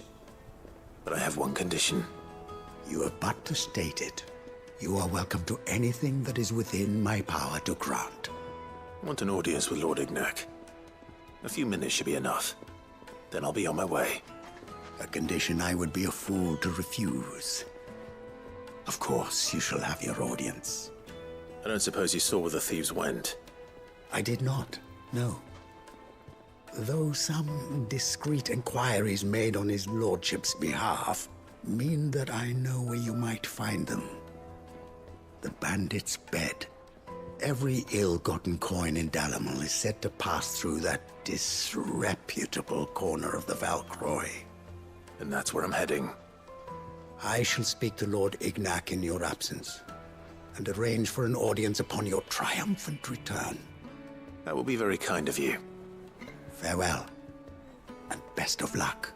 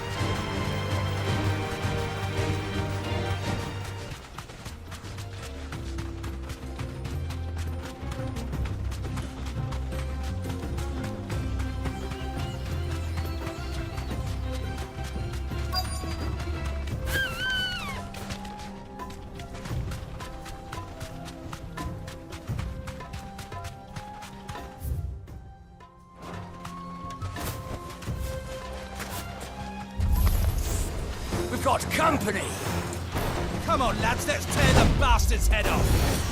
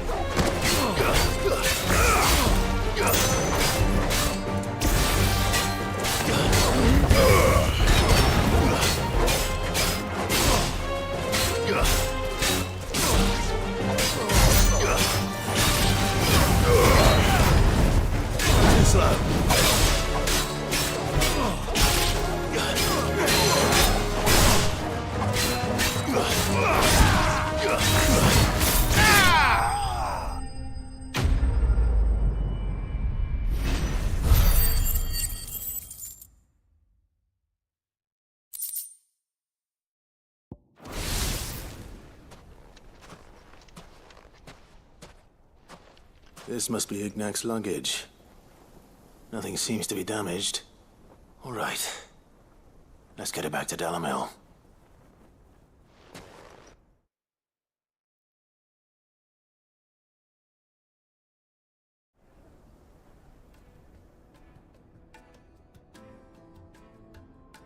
I hear I have you to thank for the return of my effects. What shall I call you, my good man? Wyvern. Glad to make your acquaintance. A formidable name indeed. Well, Wyvern, I appear to be in your debt. Redeem here tells me you wished for an audience. Is that all? A few moments of your time should suffice, yes. You're a peculiar fellow, Wyvern. All right, speak. Master Wyvern was wondering if you could tell him about a certain single-edged sword you recently acquired. Oh, a true work of art, that one. Karen drove me hard on the price, but I would have sold her Radim here to get my hands on that sword. It was made in the Outer Isles, far beyond the Twins, and is used exclusively by the practitioners of a unique school of swordsmanship. They believe no combat should ever exceed a single strike, and hone their blades to such perfection that none ever does. Each sword is made for that one perfect stroke, and for that stroke only. They crack upon a second blow. There's a brutal sort of beauty to it, really. But how do they hone such an edge? Fine question. Why, they use a whetstone, of course. Whetstones, rather. A whole array of them, ranging from the coarse to the fine. 10,000 licks with the sharpening stone, then 10,000 more. But it is the final stone which lends the blade its legendary sharpness. A mineral quite foreign to this great realm of ours. And that is the key. The secret ingredient. Wyvern, it occurs to me that my little lecture is hardly equal to services rendered. Take this, together with my regards. The very stone of which I spoke, far rarer among collectors than even the blade itself, and a far more fitting payment. Thank you. Pardon the intrusion, my lordship. However, it is long past time we prepared ourselves to depart. So it is. I am locked in bitter competition with a rival collector of curiosities. I am one step ahead of the unscrupulous scoundrel, but he is hard at my heels. Are there many other collectors out there? Too many to count, but only one do I consider my nemesis. Lord Byron Rosfield, and is a perennial thorn in my side. I can imagine. Farewell, Wyvern. May our paths cross again. Radim, we mustn't dawdle.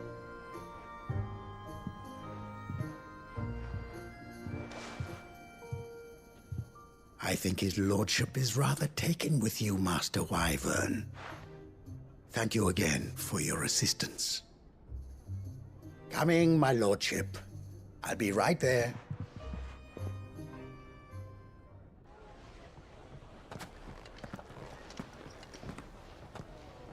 Trust Uncle Byron to find such an interesting rival. Now, let's see what Blackthorn makes of this whetstone, shall we?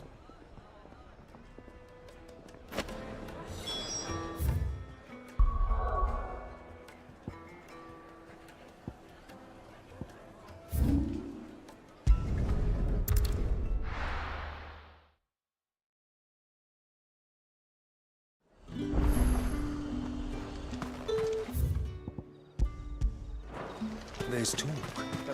How the hell is anyone supposed to...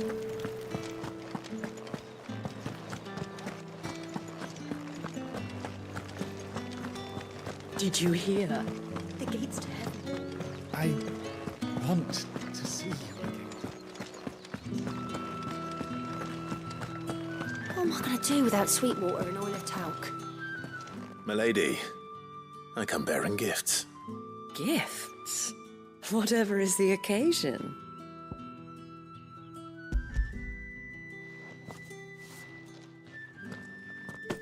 Oh my. Clive, you really have outdone yourself. Otto asked me to give it to you. To settle the Hideaway's debt with the Veil. And to compensate you for the time it took us to do so. You disappoint me, Clive. I thought you might finally be warming to me. Tell Otto he can keep his baubles. I tried to tell him as much the first time around. The man owes me nothing, nor does the Hideaway. My contribution to the restoration effort was made freely and willingly. It was the least I could do. You once told me Sid did you a kindness. I'd like to do the same. Please, accept it. For my sake. And for Otto's. For all of us. For all you've done. It is rather fetching, isn't it? Very well. Otto is lucky to have you, Clive. I doubt anything could ever replace his son. But you and the others at the Hideaway are the closest thing he has to family. Otto had a son. Long ago, yes. Sid told me Otto lost him when he was just a boy, and blamed himself for not being able to stop it. I don't know how it happened, whether there was anything he could have done, but it was clear that it weighed heavily on him. I didn't know. How could you have? I doubt anyone did. Besides Sid, I've never met a man more keen to bear his sorrows in stoic silence. An ill habit, given that both have always been surrounded by friends desperate to help them. I'm beginning to see that.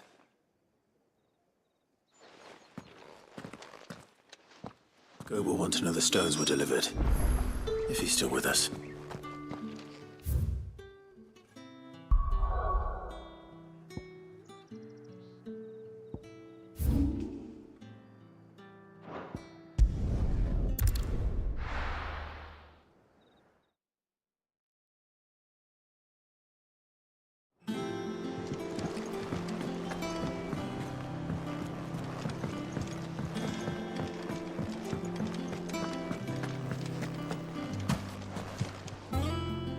I noticed you and Torgal had gone off somewhere. Take him for a walk, did you? You could say that.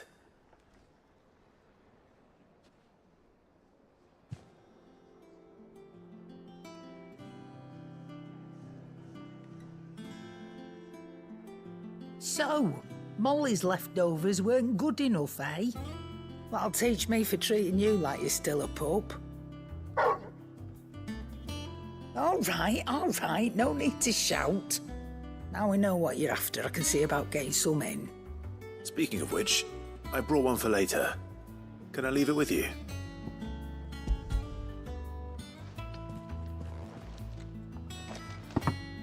You can, aye. I'm nice like that. In return, you can thank Tomes for me. The bloody know-it-all. I was just on my way to see him.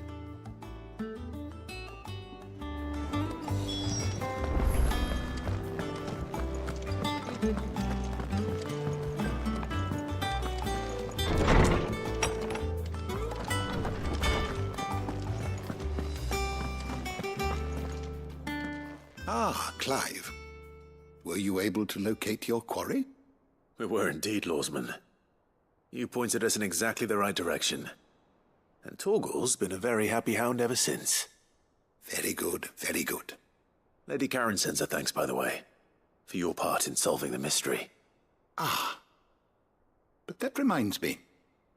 After your last visit, I found myself pondering Torgal's talents. Do you recall our conversation concerning Lady Jill's role in Torgal's transformation? About how she somehow woke the power within him. Precisely that. A reasonable conclusion, I thought, but one which raised certain questions in my mind.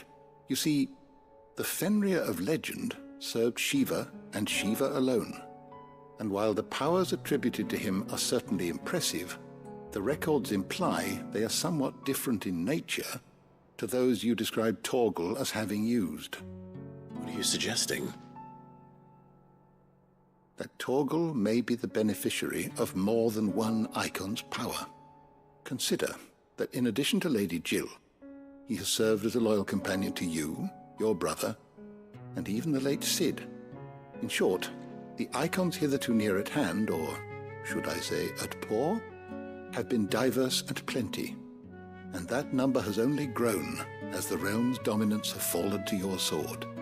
One can but speculate as to how all of this has affected Torgal. He has seemed more fierce of late. And if I am not mistaken, he will grow fiercer still. We are fortunate indeed to be able to count him amongst our allies and not our adversaries. Oh, he's more than an ally. He's a friend.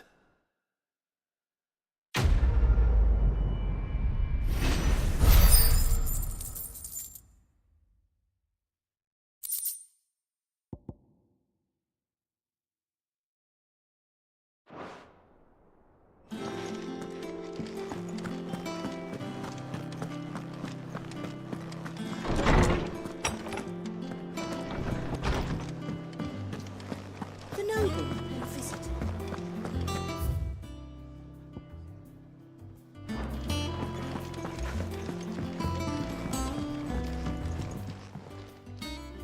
Sorry for the wait, but hopefully you'll agree it was worth it.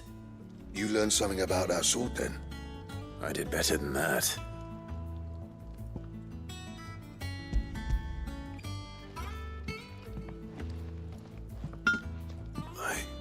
A whetstone? Yes. But not one you'll find anywhere in Valisthea.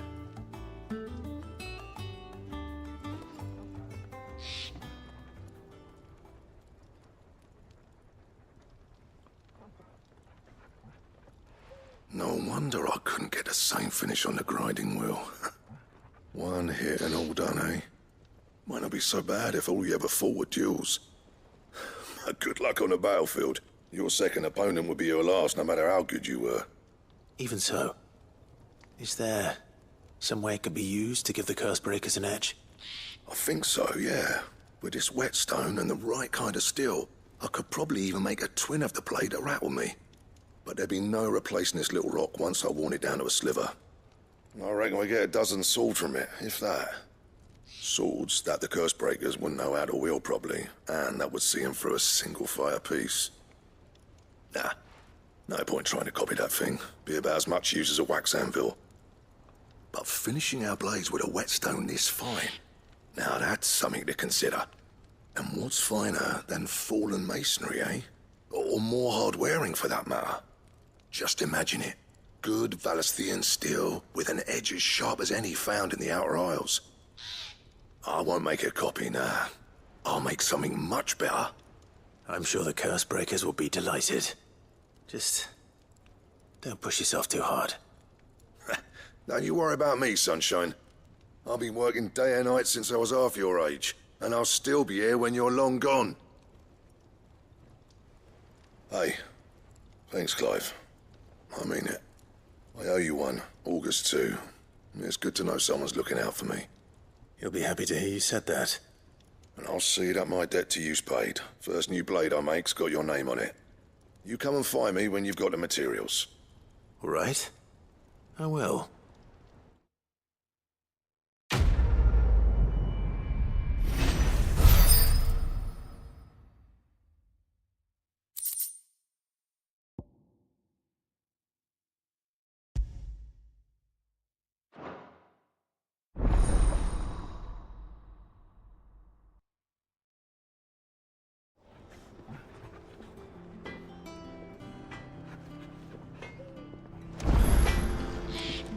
What'd you need? So, what'd it be?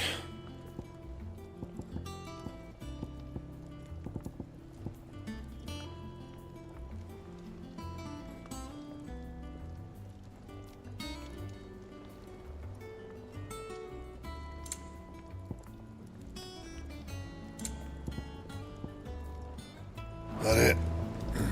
Fine.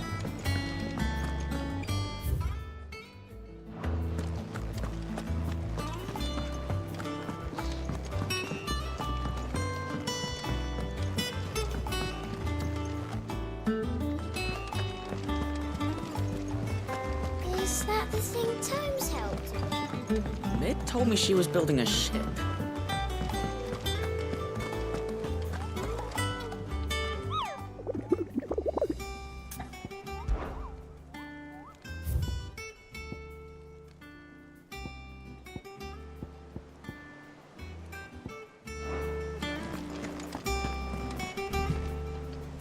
Good.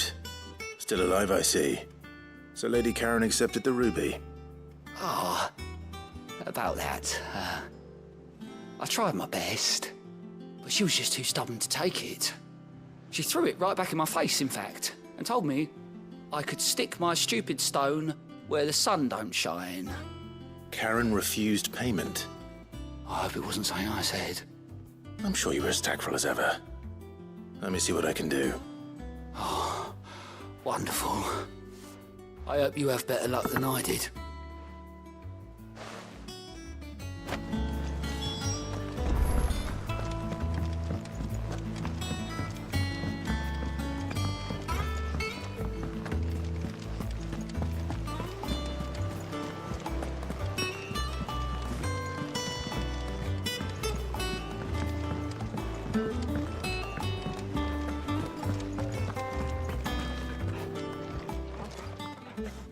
Lady Karen, Goad tells me you weren't happy with our offer. Would you prefer the debt was repaid in coin? What debt? I don't recall lending any of you lot me hard-earned gil. I may have tossed a talent or two in the Hideaway's coffers, but those were donations, and you can hardly call it charity if you go asking for it back. Of course not. But one good turn deserves another. And our circumstances have changed. Surely you wouldn't shun the gratitude of a pauper who happened to have become a prince.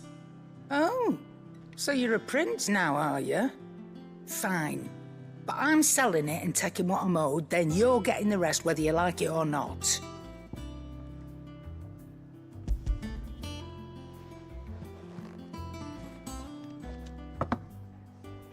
Where'd you even get this? A decent trader might nab 1,000 talents for a star ruby. A canny one, meanwhile, might claim it were nicked from the belt of Sid the Outlaw himself and ask twice as much. Might be I already have a buyer in mind. Might be you even know her. A fine continental maid whose beauty's only eclipsed by a guile in commerce. You wouldn't mind, would you? Not at all. Just be sure to tell her that it's always a pleasure doing business.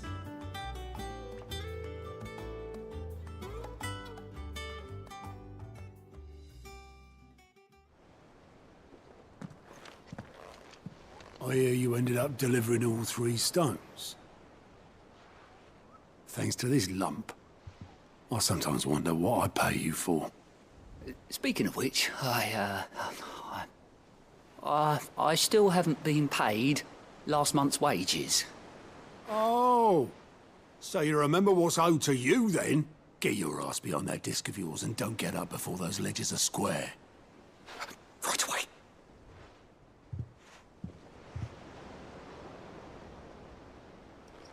I've seen that before. You have, yeah. Plenty of times. It was the only goblet Sid ever used. Either out of habit, or because the filthy sod couldn't be bothered to find a clean one. I knew so little about him. Like most people. Martha and the Dame both seem to have fond memories of him. Huh. I bet they do. How long did you know Sid before he... Before he died. 20 summers, give or take. Back in the day, I was a purser on a trade ship, which is where I met him.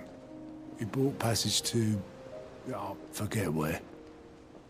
But having nothing better to do on the long nights, we set up drinking island rum till the morning bell dragged me back to my duties. Quit my post not long after that. On account of making a fine maiden's belly fat. But me and Sid stayed close, promising we'd one day sail the seas again. That was before fate stepped in and said she was having none of it. The magic woke inside my son soon after his first name day, and there was no hiding his knack. Couldn't you and your family have... My family were the ones who summoned the constable, wanted the monster taken away. I couldn't turn my back on him, forget what I felt, and I couldn't for the life of me understand how they could. Luckily, Sid was of the same mind as me. It was him who stood beside me when all I wanted was to tear the whole world down. Him who cried for me when I had no tears left of my own. Him who swore he'd do everything he could to stop it from happening again. And he was true to his word, too. Left the Royal Army once and for all.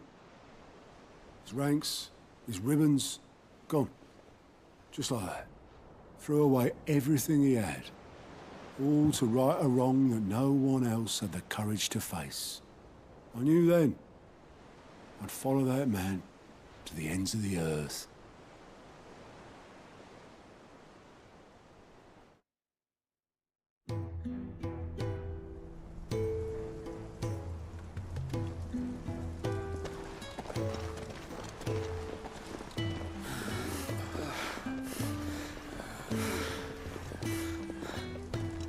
He was always too clever for his own good, was Sid.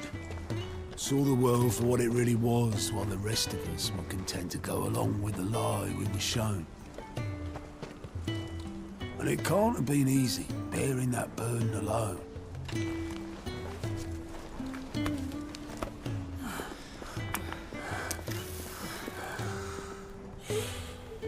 But he didn't let it stop him. He never lost faith in what he believed was right. And that gave us faith in him. Faith he'd steer us true. So I swore to myself that I'd always be right behind him, ready to catch the stubborn sod, if ever he should fall.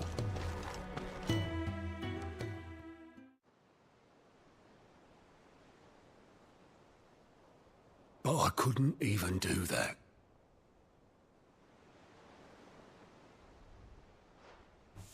Ignore me. Just the ramblings of a tired old man. Leave that lot. I'll tidy it up in a bit.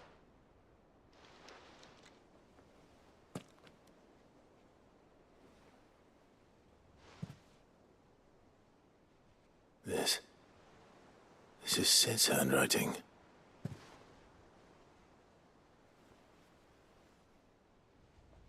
Dear Otto. I may be drunk, but I wanted you to know this place would be fucked without you.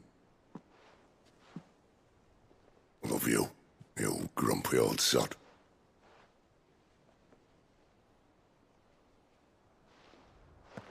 This note. Hmm? What about it? Sid was right. Without you, we'd all be lost.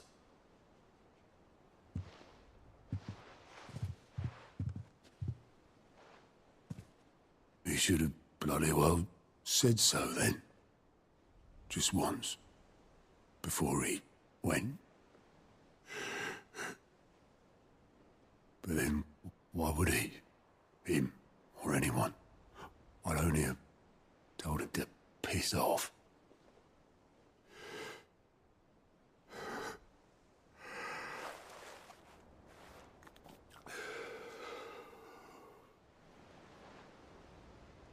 You're wrong, though.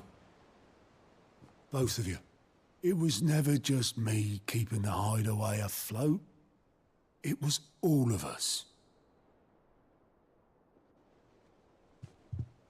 I just shoved people in the right direction, and I barely seem to be able to do that anymore.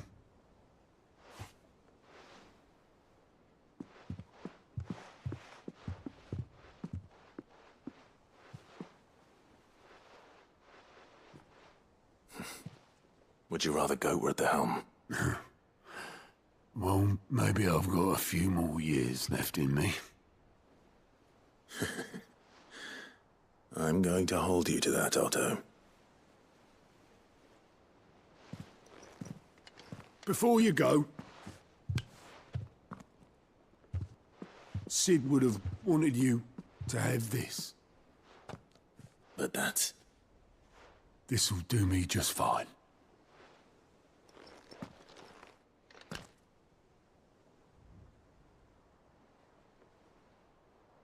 Thanks for the ray of sunshine. I'll see if I can't pay you back. Already have.